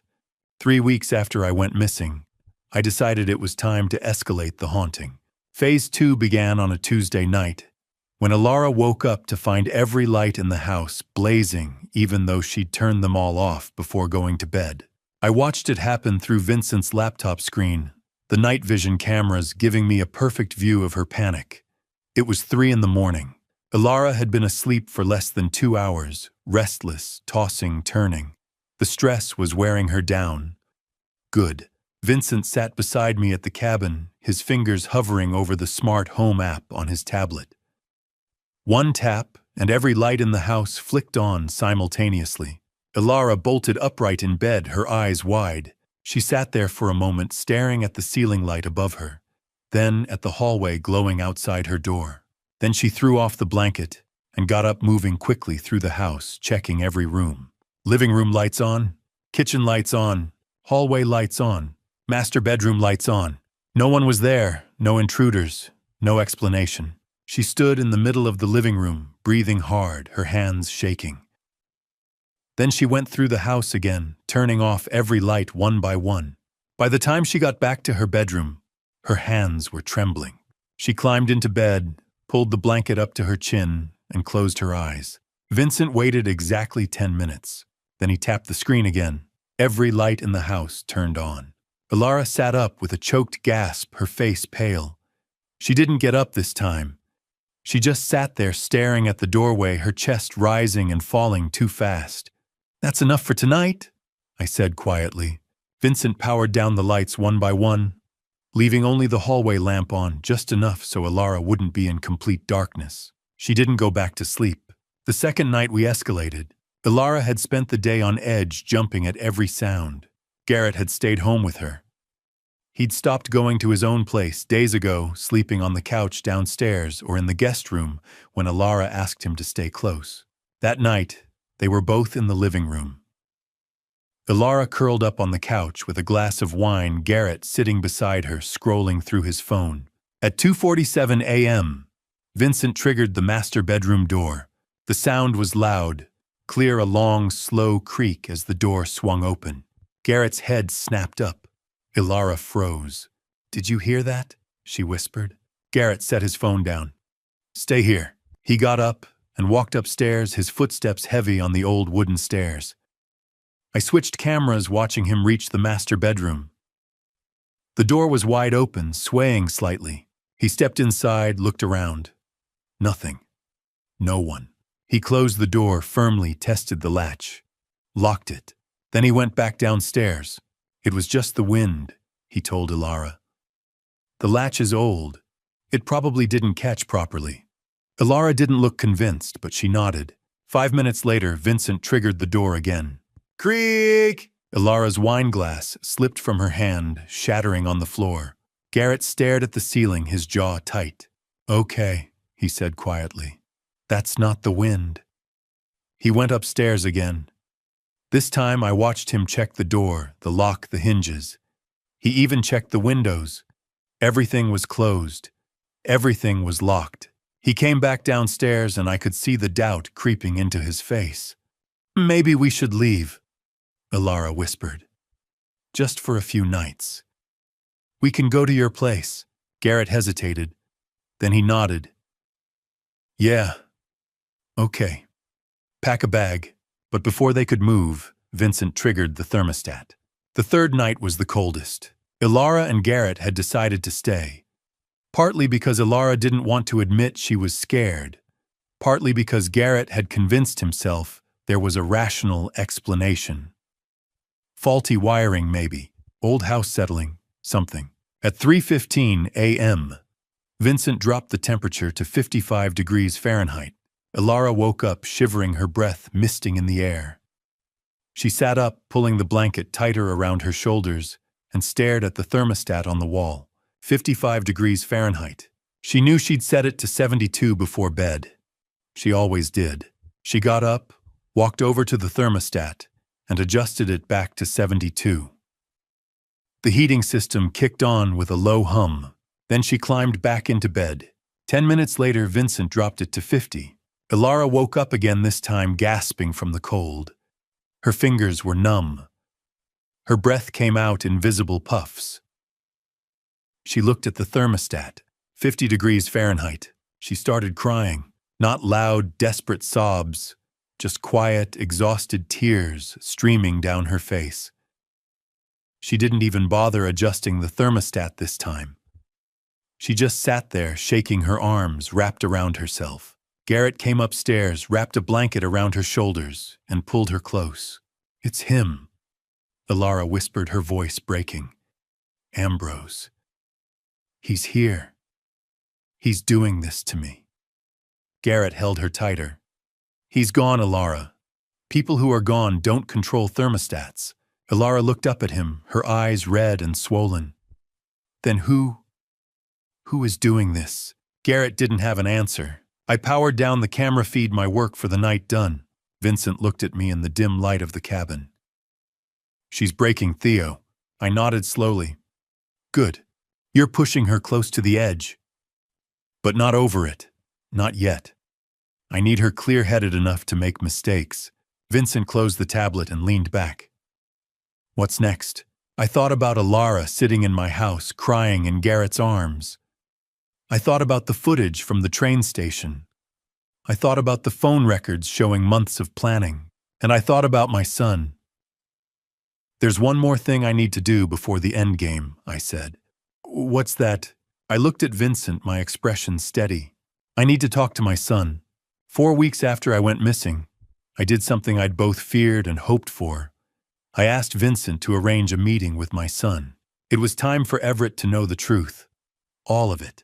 What I was about to do would either bring my son back to me or lose him forever. But I had to take that risk.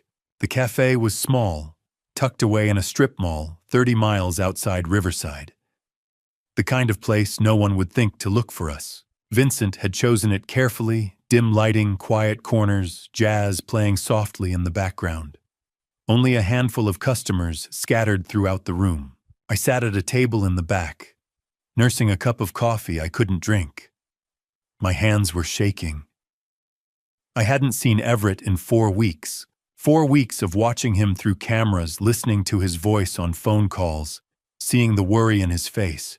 4 weeks of wondering if he'd believe me, if he'd forgive me, if he'd help me. Vincent sat 2 tables away, pretending to read a newspaper. He'd called Everett an hour ago, claiming to be a friend of mine with urgent information. Everett had agreed to come immediately. Now we waited. At 7:15, the door opened. Everett walked in, scanning the room. He looked tired, dark circles under his eyes, his shoulders tense. He was wearing a suit, probably coming straight from a business meeting. His eyes moved across the cafe, searching for whoever had called him. Then he saw me. He stopped. Just stopped mid-step, his body going completely still. His eyes went wide. His mouth opened, but no sound came out. Wah, the word came out as a whisper, barely audible over the jazz music.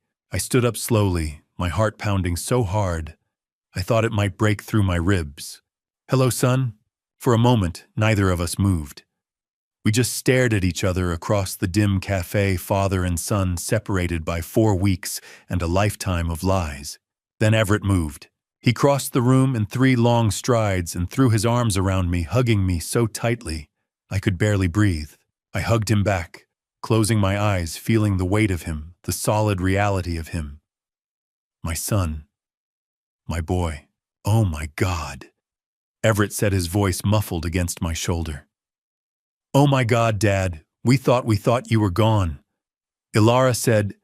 He pulled back suddenly, his hands still gripping my shoulders, his eyes searching my face. "What the hell is going on? Where have you been? Why?" His voice cracked. "Why didn't you call? Why didn't you tell us you were okay?" I put my hands on his arms, steadying him. "Sit down, Everett. Please. I need to tell you something." He looked at me for a long moment, his expression shifting from relief to confusion to something like anger. Then he sat down heavily in the chair across from me. I sat down too, folding my hands on the table. "What I'm about to tell you is going to be hard to hear," I said quietly. "But I need you to listen. All the way through. Can you do that?" Everett nodded, his jaw tight. I took a deep breath, and I told him everything. The coffee at the train station, the strange taste I'd ignored, the train ride, the numbness spreading through my body, Dr. Julia Bennett saving my life at a small clinic in Millbrook, my decision to stay hidden to investigate to find out who had tried to harm me, and Ilara. Everett shook his head before I even finished. No, that's insane. Ilara she couldn't." I looked at Vincent. He pulled out his tablet, opened a file, and slid it across the table to Everett. "Watch this," I said quietly. Everett looked down at the screen. The security footage from Riverside Station played in grainy black and white. Ilara at the coffee counter. The 2 cups. Her hand slipping into her purse. 3 seconds. Everett watched in silence, his face going pale. His hand resting on the table beside the tablet started to shake. When the video ended, he didn't move. He just stared at the screen, his breath coming shallow and fast. "Oh God," he whispered. "Oh my God." "I'm sorry, son," I said. "I know this is—" I didn't know. Everett looked up at me, his eyes red. "Dad, I swear to God I didn't know.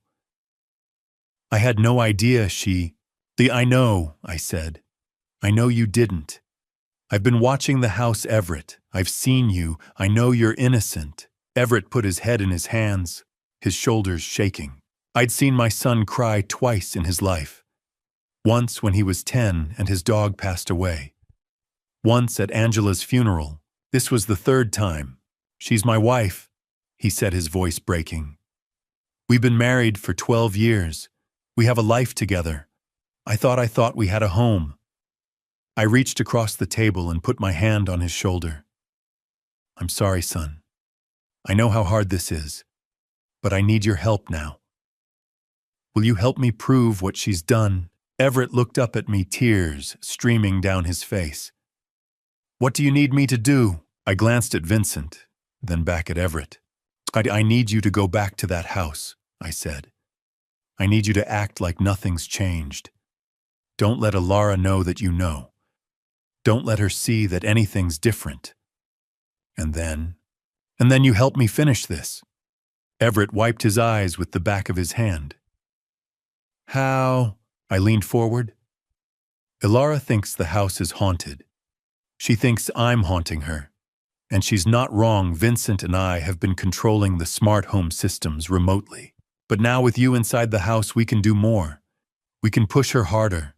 We can make her desperate enough to make mistakes. Everett was quiet for a long moment. Then he said, "What kind of mistakes?" "The kind that will give us the evidence we need to put her away for a very long time."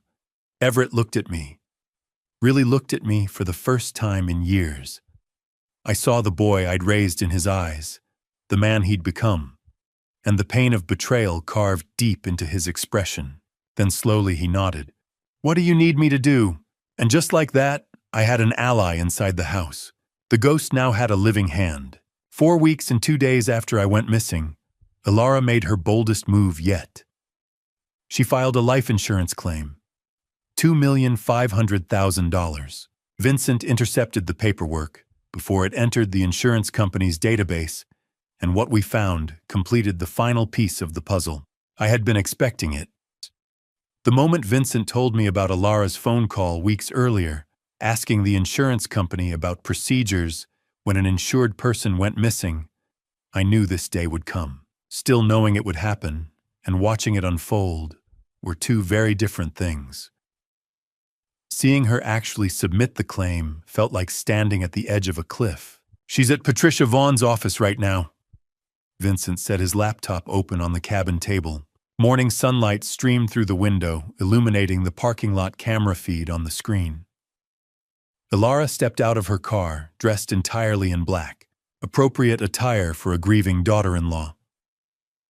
Even through the grainy footage, I could see the tension in her posture, the quick way she adjusted her purse strap. She wasn't grieving. She was waiting to collect. "Garrett's with her," Vincent added. Of course he was.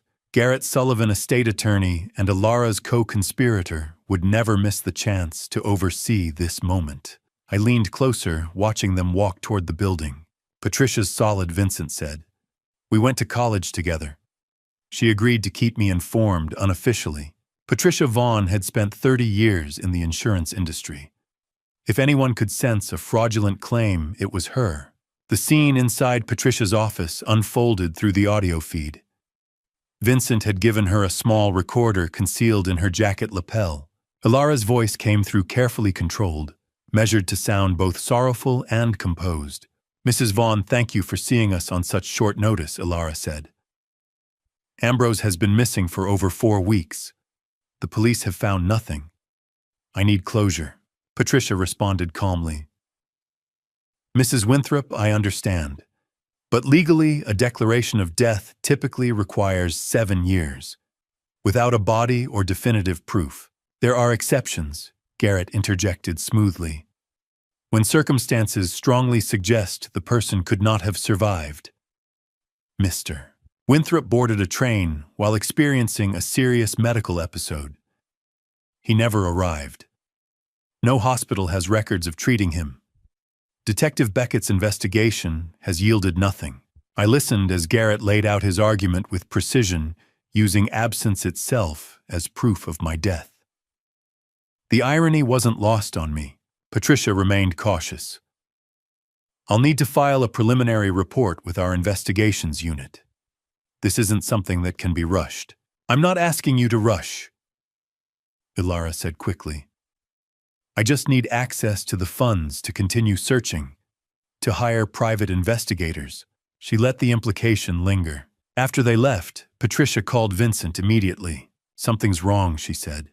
"She's far too eager." And Sullivan, he knew every loophole before I finished speaking. "Can you delay the claim?" Vincent asked. "I can initiate an investigation, but I can't deny it outright." Not with the framework he presented. "Send me everything she submitted." "Already done." 10 minutes later, the documents appeared in Vincent's encrypted inbox. I watched him open them page by page. Standard claim forms, Ilara's signatures, selected medical records suggesting declining health. Then we reached the financial disclosures. Ilara's outstanding debts totaled $265,000. I stared at the number. Vincent cross-referenced the sources. Maxed out credit cards. Personal loans from obscure lenders, high-interest institutions, and buried deep in the paperwork references to private lending arrangements. That's underground money, Vincent said quietly. The kind that doesn't wait patiently for repayment. Ilara wasn't just greedy, she was desperate. Then came the final revelation. The beneficiary designations. Everett was listed as primary beneficiary. But under secondary beneficiaries allocated 30% was Garrett Sullivan.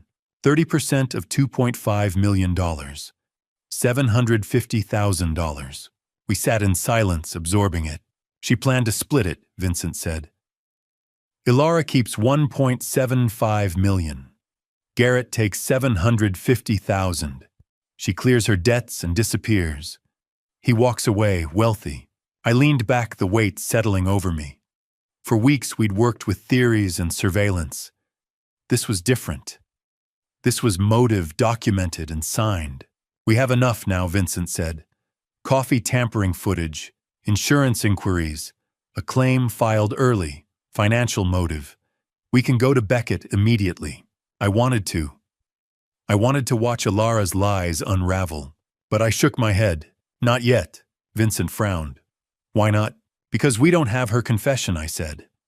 A good defense attorney will argue grief, coincidence, unclear footage. Garrett's percentage could be framed as legal compensation. Juries believe weak stories. Vincent hesitated.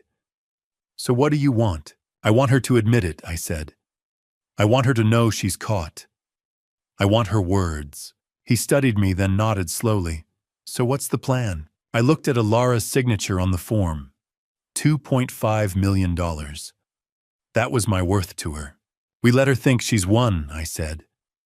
We let the claim proceed just enough. We make her believe she's about to be very rich. I paused, and then I come back from the dead. The night before I stepped back into my own life, I gave Ilara one final gift. No flickering lights, no footsteps in empty hallways, no whispers drifting through vents. This time I gave her the one thing she could not outrun, her own words. 5 weeks had passed since I vanished. Long enough for routine to return. Long enough for Detective Beckett's investigation to slow. Long enough for Ilara to believe the worst had already happened, and that she had survived it. The house had been quiet for 3 days. No roses, no strange sounds, no unexplained glitches. I had allowed that silence on purpose. Fear grows strongest when it appears to fade. She's starting to relax, Vincent murmured, watching the live feed from the master bedroom. The master bedroom, mine. The one Angela and I had shared for 30 years. The one where sunlight used to pool on her side of the bed in the mornings. Now Ilara slept there, Garrett beside her. That detail still stung more than I liked to admit. Are you sure about this? Vincent asked, fingers hovering above the keyboard. Once we do it this way, she'll know the system's compromised. She might try to run. She won't, I said quietly. The insurance claim is moving. She's too close to the payout. And where would she go? We have the recordings, the transaction trail, the pharmacy footage. She's trapped. Vincent studied me for a moment, then nodded. The cabin around us was dark, except for the glow of 3 monitors, each displaying a different camera feed from my house. Living room, kitchen, bedroom. At exactly 11 p.m., Vincent pressed enter. The television mounted across from the bed flickered to life. Ilara stirred first. She reached for the remote instinctively, then froze. White letters filled the screen. I know the truth. Garrett groaned beside her, rolling onto his back. What is that? Ilara didn't answer. She stared. Garrett grabbed the remote and pressed power.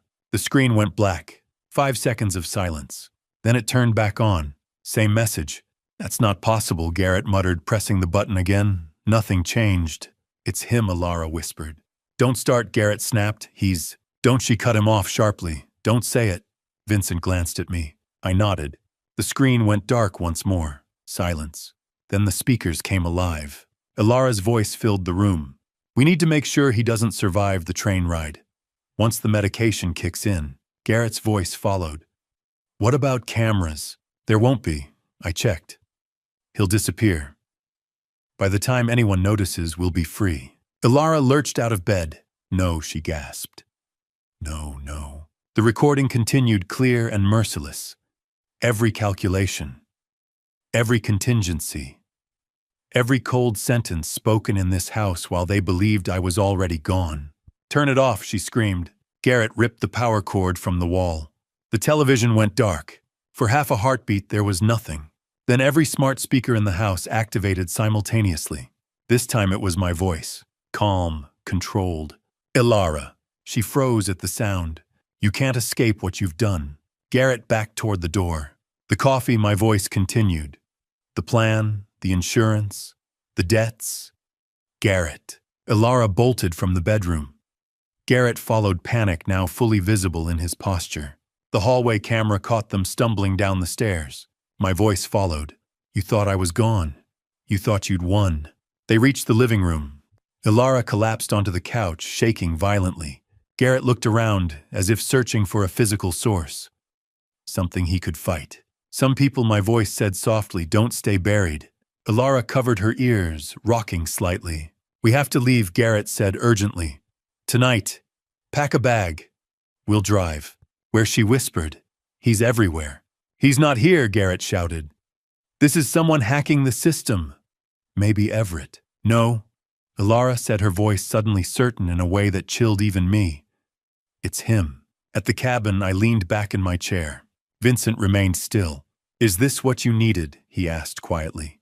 I watched Ilara unravel on the screen. For weeks I had layered uncertainty.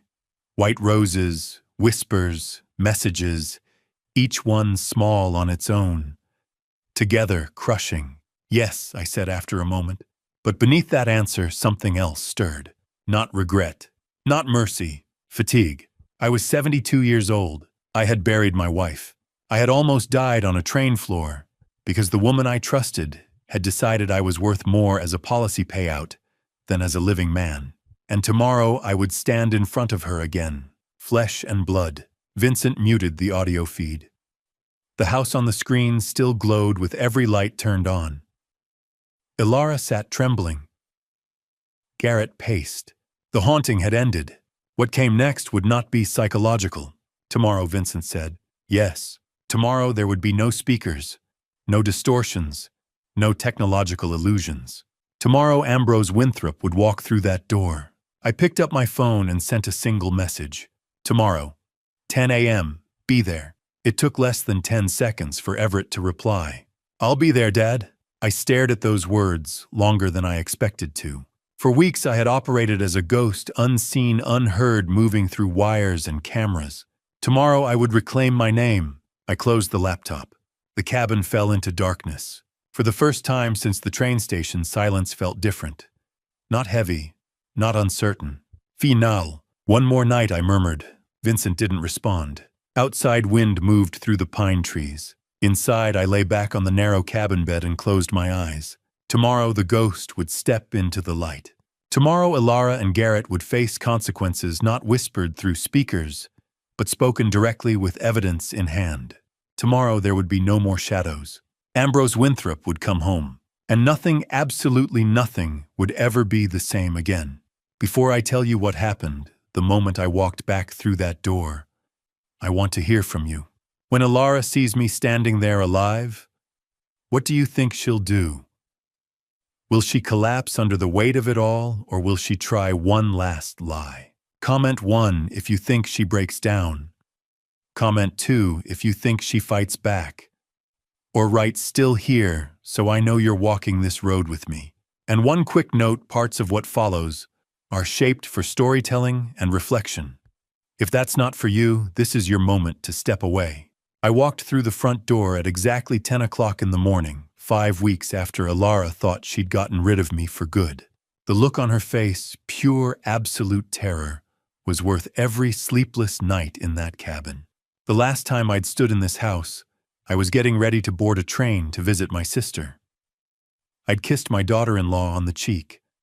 I'd accepted the coffee she'd handed me with a smile. I'd trusted her. That was 5 weeks ago. That was a different Ambrose Winthrop.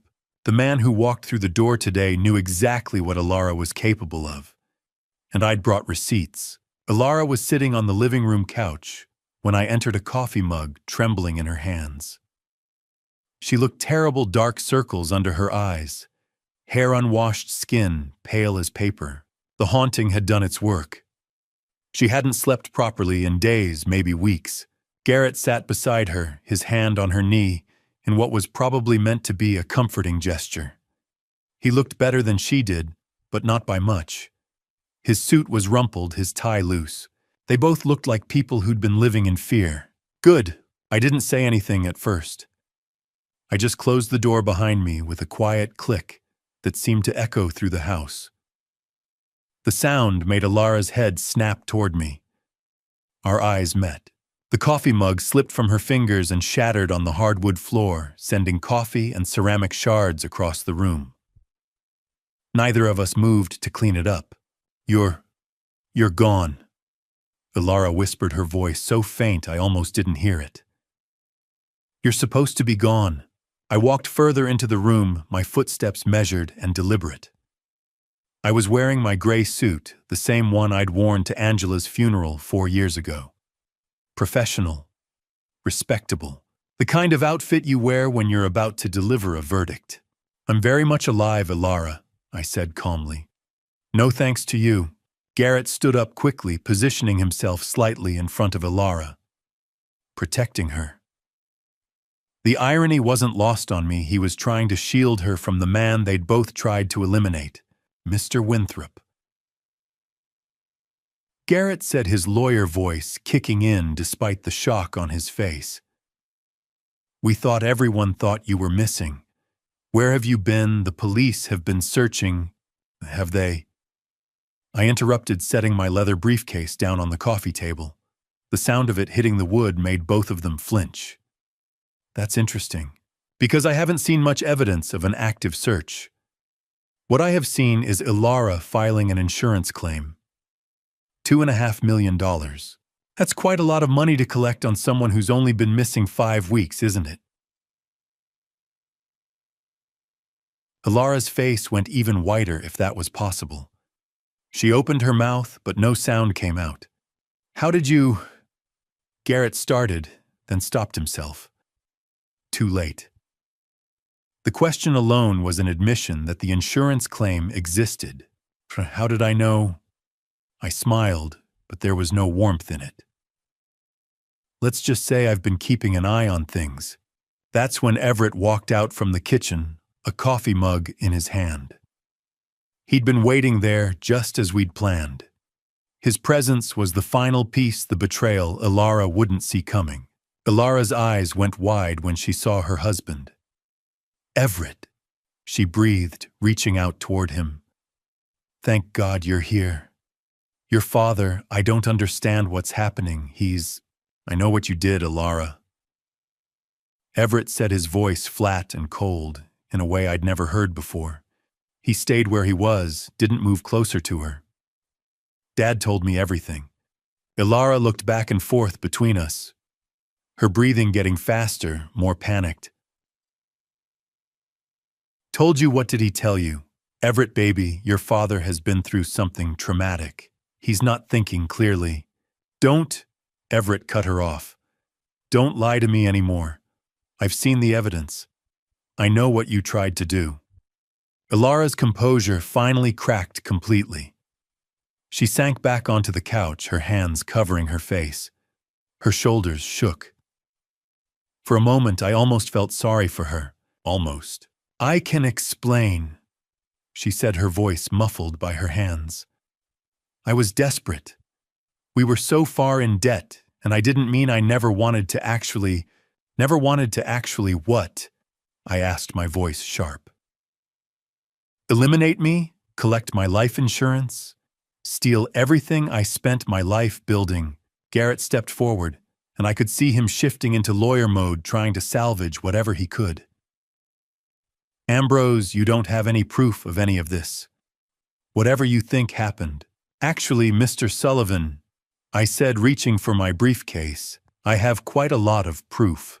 I opened it slowly, deliberately. Inside were printed documents, USB drives, photographs, everything Vincent and I had gathered over the past 5 weeks.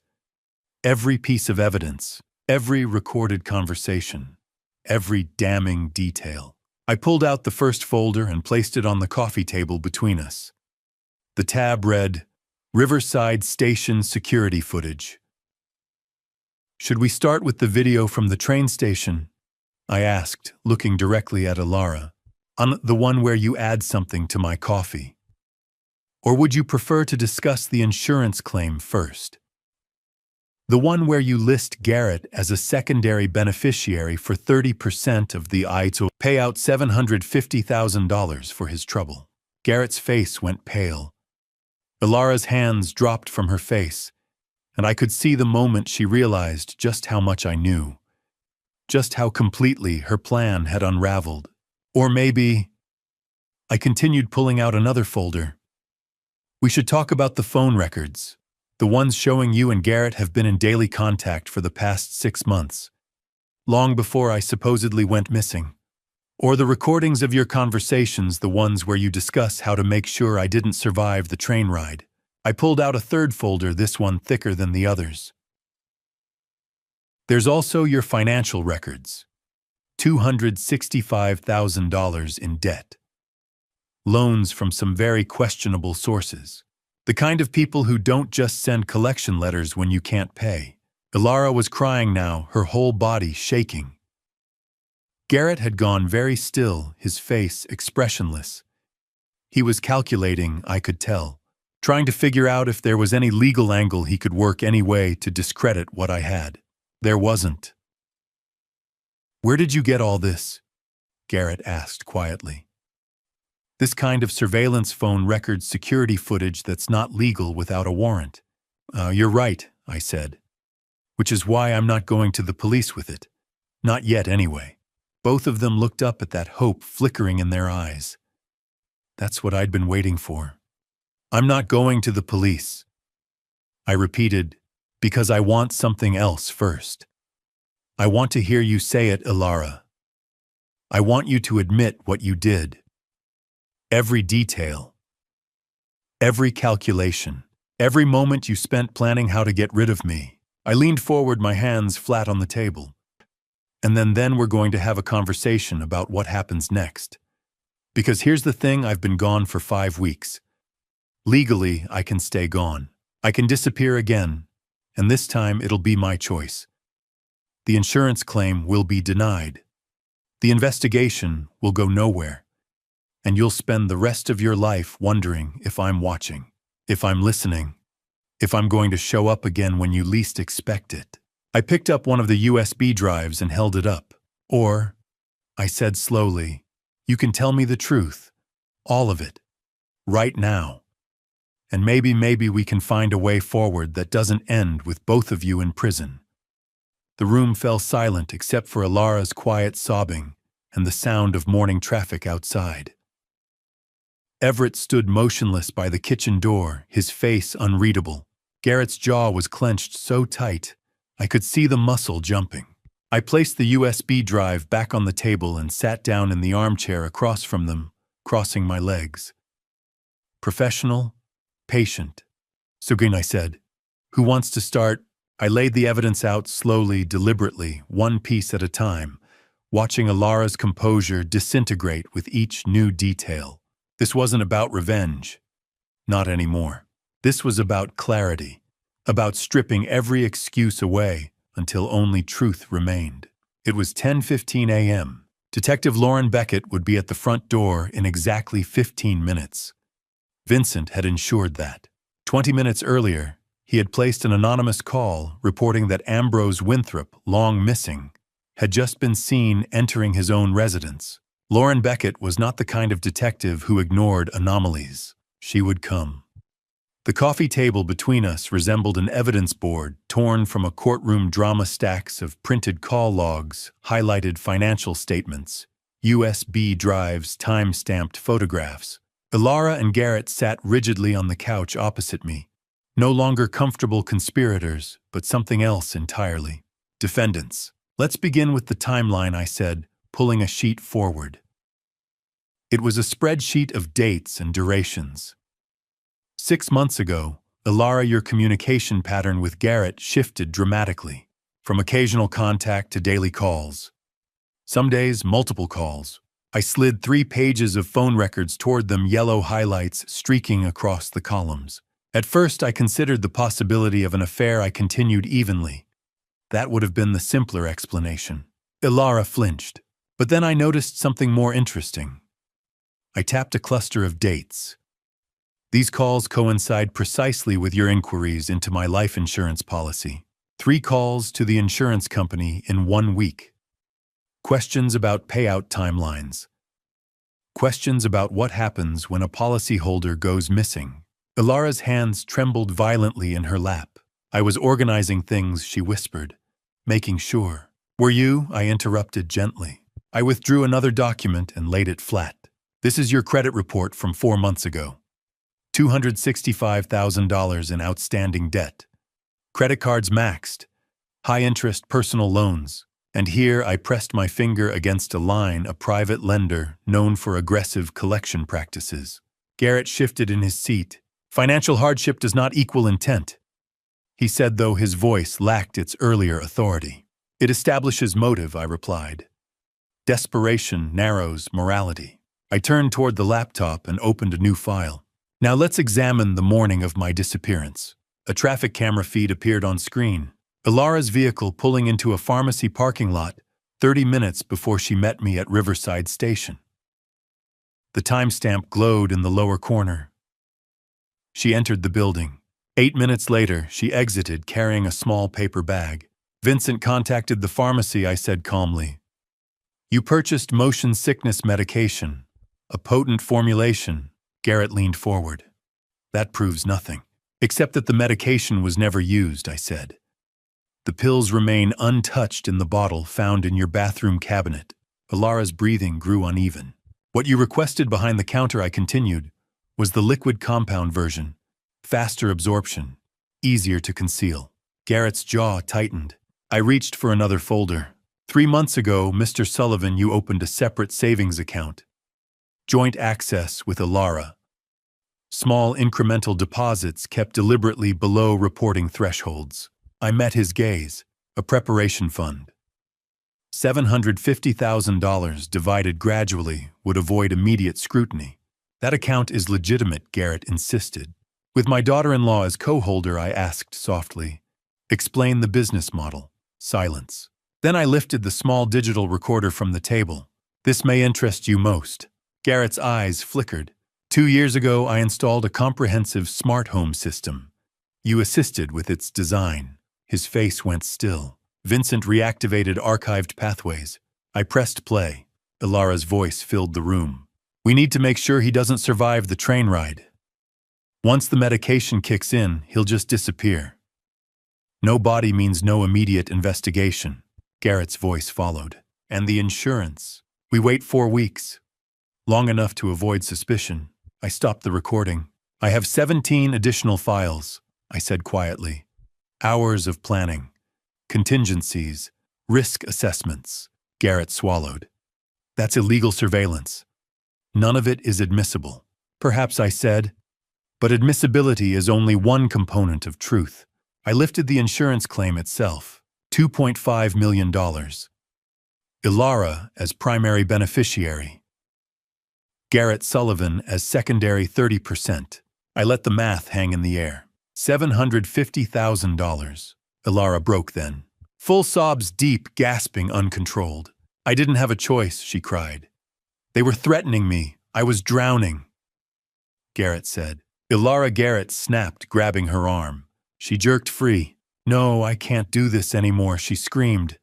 I was scared. I thought if he just disappeared, I could fix everything. Pay them off. Start over. Her words tumbled out without structure. You didn't think I would survive, I said quietly. She looked at me, eyes swollen and red. I'm sorry, she whispered. I'm so sorry. There was a knock at the door. Precise, measured. Everett moved toward it, pale but steady. I did not break eye contact with Ilara. The door opened. Mr. Winthrop, a familiar voice called. I turned. Detective Lauren Beckett stood framed in the doorway, two uniformed officers behind her. Surprise flickered openly across her face. "You're alive," she said. "I am," I replied.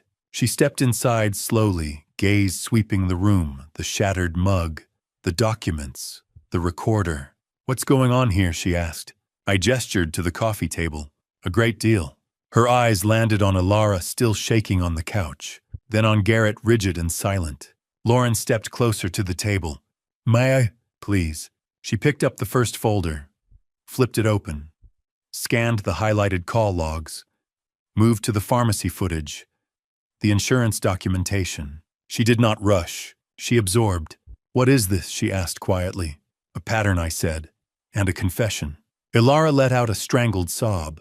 Lauren's gaze sharpened. "Confession." Ilara's shoulders shook. I didn't mean she began, but her voice broke. Lauren looked at Garrett. "Mr. Sullivan." He said nothing. Lauren closed the folder slowly. "Mrs. Winthrop," she said evenly, "I need you to stand up." Ilara stared at her. "Now." Garrett rose abruptly. "Detective, my client. We'll have representation," Lauren said calmly, "at the station." The officers stepped forward. Everett stood frozen near the doorway. I remained seated. Lauren turned back to me. "Mr. Winthrop," she said carefully, "we need to discuss your disappearance." "Of course," I replied. She studied me for a long moment. "You understand," she said, "that staging your own disappearance complicates matters." "I do." Her gaze flicked once more to the evidence on the table. "But this," she said quietly, "complicates them far more."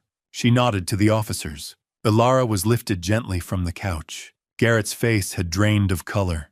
The house felt different now. Not haunted, not tense, just exposed. Lauren met my eyes one final time before stepping outside. "Mr. Winthrop," she said, "will be in touch." The door closed behind her. Silence settled into the room. 5 weeks ago, I had walked out of this house as a trusting man.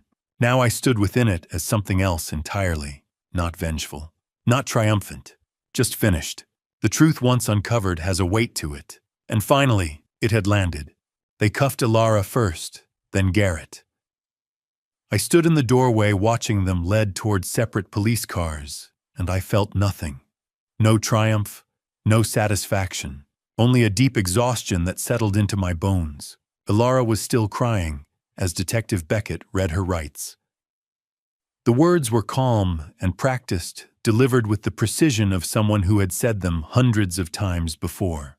"You have the right to remain silent. Anything you say can and will be used against you in a court of law." Ilara wasn't silent. She turned toward the house, toward Everett. Desperation cracking her voice. "Please, Everett. I'm your wife. Tell them this is a mistake." Everett stood beside me, pale and rigid. He didn't answer. For several long seconds, he simply stared at her. The woman he had married, the woman he had trusted, the woman who had tried to erase his father for insurance money.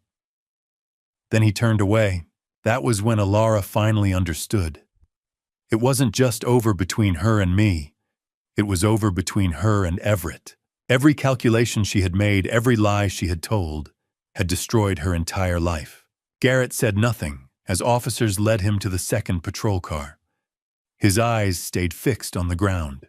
The confident attorney from an hour earlier was gone, replaced by a man who knew exactly how badly he had lost. Neighbors watched from behind their windows. Curtains shifted. Faces pressed against glass. By morning, all of Riverside would know the story. Ambrose Winthrop, missing for 5 weeks, had returned, and his daughter-in-law had tried to make sure he never did. When the patrol cars pulled away, lights flashing without sirens, Detective Beckett came back inside. Her expression was professional, but there was something else there too, curiosity, perhaps respect. "Mr. Winthrop," she said, opening her notebook, "I need your official statement. Everything from the beginning." Vincent arrived carrying additional backup drives. Everett sat on the couch where Ilara had been an hour earlier. I told Beckett everything. The coffee, the numbness, Dr. Julia Bennett saving my life, the decision to disappear. 5 weeks of surveillance and evidence. She listened carefully, asking questions, writing steadily. When I finished, she set her pen down. "This is unprecedented," she said. "Some of the evidence you gathered may not be admissible. Home recordings without warrants could raise privacy issues." My stomach tightened. "So they might walk free." "No," she said firmly. "The core evidence is strong. The pharmacy footage came from a public traffic camera. The train station footage is official security video. The insurance claim is public record. And most importantly, we have Alara's confession witnessed and recorded on my body camera." She leaned forward. "What you did gave us probable cause. Now we can proceed legally. Warrants, subpoenas, bank records. You built the map. We'll follow it properly." Vincent asked about charges. "Attempted homicide and conspiracy to commit insurance fraud," Beckett replied. "Mr. Sullivan will also face charges for criminal conspiracy as an attorney." "How long?" I asked quietly. "If convicted, Alara faces 10 to 15 years. Sullivan 8 to 12. The numbers settled heavily in the room. Alara was 32. She would be nearly 50 when she got out. I felt no joy, only exhaustion. We went to the station afterward. My attorney Frank Richardson met us there stunned. "Ambrose," he said, gripping my hand. "I can't believe this. Help me handle what comes next," I said. "Of course. We'll need a criminal specialist for your testimony. And Everett's divorce proceedings will need immediate attention." Everett nodded silently. At the station, I gave my formal statement. Signed documents. Submitted evidence. Beckett confirmed Alara and Garrett would be held without bail due to flight risk and premeditation. It was nearly 5 when we stepped outside. The sunlight felt harsh after the fluorescent interior. Everett walked beside me, silent. Finally he spoke. "What now, Dad?" I studied him. He had lost his wife today, not to death, but to betrayal. "Now," I said, "we rebuild what's left. I'm filing for divorce tomorrow," he said. "Frank's preparing everything. I know. I can't stay in that house." "Stay with me," I said. "It's big enough. And I could use the company." He hesitated, then nodded. "Okay." Vincent pulled up with the car. As we got in, I looked back at the station. Inside, Alara and Garrett were being processed, fingerprinted, photographed. Their new reality had begun. This wasn't the end. There would be trials and appeals. Months, maybe years of legal battles. But the truth was out. Justice was moving, and I was alive to see it. 6 months later, I was kneeling in Angela's garden, planting white roses under the April sun. The house felt like home again, not the old home, but home nonetheless. My knees protested as I dug into the soil. 72 years old, and I felt every one of them. But here, with dirt under my fingernails and sun warming my back, I felt something I hadn't felt in a long time, peace. "Dad, you need help with that?" Everett stood at the porch steps, coffee mug in hand. He'd been living with me since the arrest 6 months now. The divorce had been finalized 3 months ago. "Could use another set of hands," I said. He knelt beside me and we worked in comfortable silence. The way we used to when he was young and I'd teach him about gardening. Those were good memories. Simple ones. "Mom would have loved these," Everett said, touching a white petal. "Your mother loved all flowers. But white roses were special. She used to say they meant new beginnings. Is that what this is, a fresh start?" "I think so. We're still here, still standing. That counts for something." He smiled slightly. "I'm opening that consulting firm next month. Finally signed the lease. You'll be excellent at it." We finished planting and stood back. The garden was coming back to life slowly but surely. My mind drifted to 3 months ago. The courtroom. I hadn't wanted to go, but I needed to see it through. Needed to watch justice actually happen. The courtroom had been packed. Media covering what they called the ghost's revenge, a sensational headline that completely missed the point. This wasn't about revenge. Alara had looked smaller in her orange jumpsuit, thinner. When the judge read the verdict, guilty on all counts, she'd started crying. Quiet at first, then louder. 12 years. Attempted harm conspiracy to commit fraud, insurance fraud.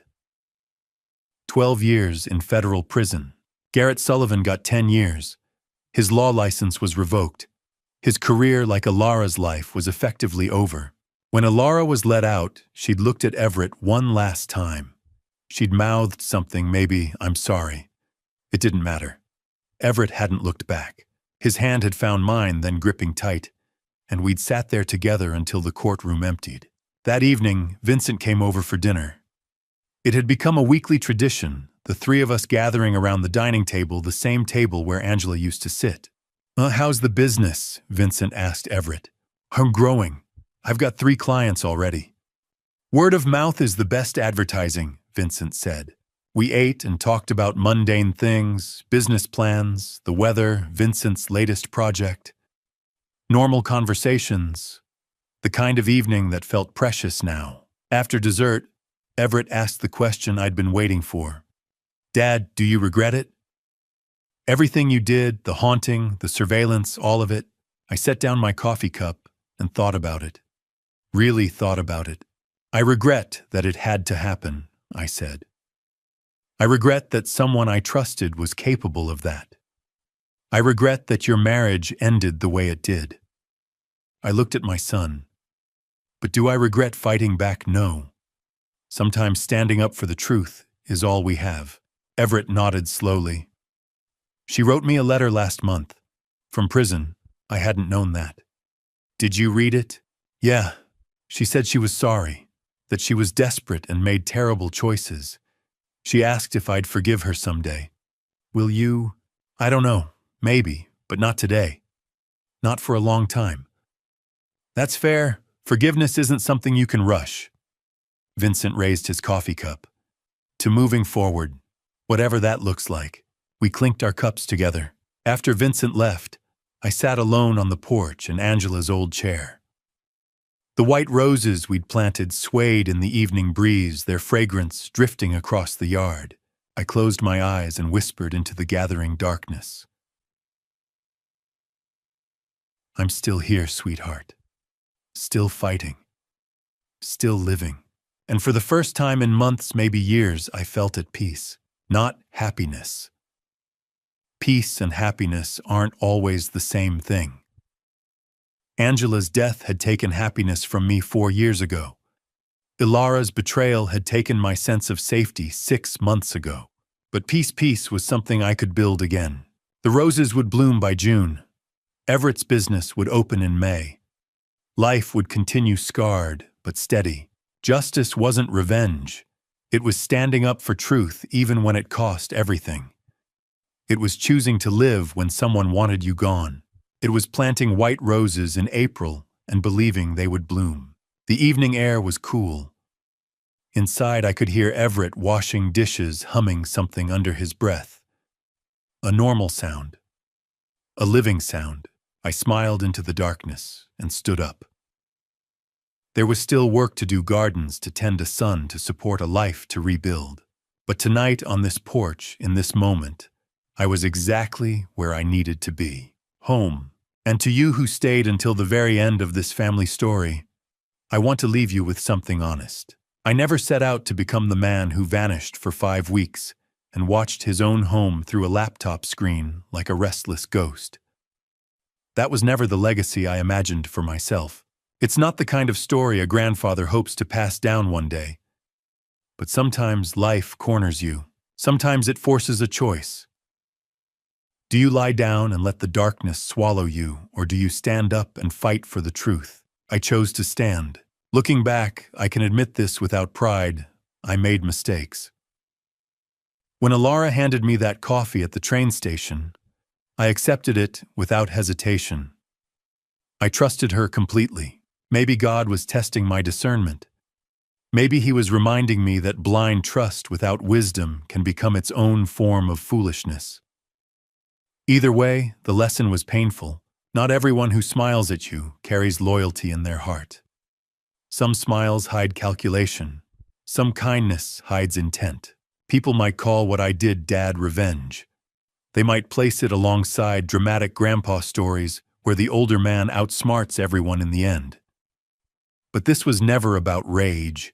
It wasn't about destroying someone for the sake of pride. It wasn't about humiliation. This family story was about exposure. It was about patience. It was about making sure the truth came into the light, no matter how long it took or how uncomfortable it became. There is a difference between anger and resolve. Anger is loud. Resolve is quiet. Anger lashes out. Resolve waits, observes, gathers proof, and moves carefully. If this belongs anywhere in the world of grandpa stories, then let it be one defined by clarity and restraint, not bitterness. If I could offer you one piece of hard-earned advice, it would be this: don't wait for disaster before you start paying attention. Don't ignore the subtle warnings just to preserve temporary peace. When something feels wrong, pause. Listen. That inner voice, whether you call it intuition, experience, or faith, exists for a reason. I ignored too many signs because I wanted harmony more than I wanted truth. That was my failure. Another truth I've learned from this family story is that forgiveness and restoration are not the same thing. Forgiveness may come in time. Perhaps Everett will find it within himself one day. Perhaps he won't. That is his journey. But even if forgiveness arrives, some structures cannot be rebuilt exactly as they were. Betrayal alters foundations. It shifts relationships permanently. That is the true cost. No amount of justice brings back what was lost. My actions did not bring Angela back. They did not erase the moment on that train when my fingers went numb and I believed my life was ending. They did not undo the fear, the isolation, or the 5 weeks spent hiding. But they gave me something: steady closure. The knowledge that I refused to disappear quietly, that I did not step willingly into the darkness someone else prepared for me. In many grandpa stories, older men are portrayed as outdated or fragile. I reject that narrative. Age is not weakness. Experience is not irrelevance. Wisdom sharpened by hardship can still stand strong. What matters is not how old you are, but whether you are willing to confront truth when it demands courage. If this story stirred something in you, if it reminded you of a moment when trust was broken, I invite you to share your thoughts. Have you ever faced betrayal from someone close to you? How did you respond? Did you walk away? Did you fight back? Did you forgive? Conversations like these transform private pain into shared understanding. If what you heard resonated with you, consider subscribing and sharing it with someone who may need to reflect on it. Even intense grandpa stories carry lessons about boundaries, discernment, and resilience. Stories, when told, honestly become reminders that strength does not always roar. Sometimes it waits. And I want to be clear, certain elements of what I share are shaped for storytelling and reflection. Some details may be structured to bring clarity to deeper lessons.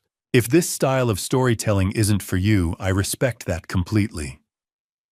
There are many voices in the world, and I hope you find the one that speaks best to you. But if you are still here, still listening, thank you. Thank you for walking through this journey with me from beginning to end. It was not easy to live through. It was not easy to retell. Yet sometimes the hardest experiences carry the most necessary truths. As I sit here now, watching white roses bloom again in the garden, I'm reminded of something simple: survival alone is not victory. Integrity is. Standing for truth, even when it costs you comfort, is. So stay vigilant. Trust wisely. Act with courage when silence would be easier. Faith without action changes nothing. Strength without wisdom destroys. This is Ambrose Winthrop, signing off.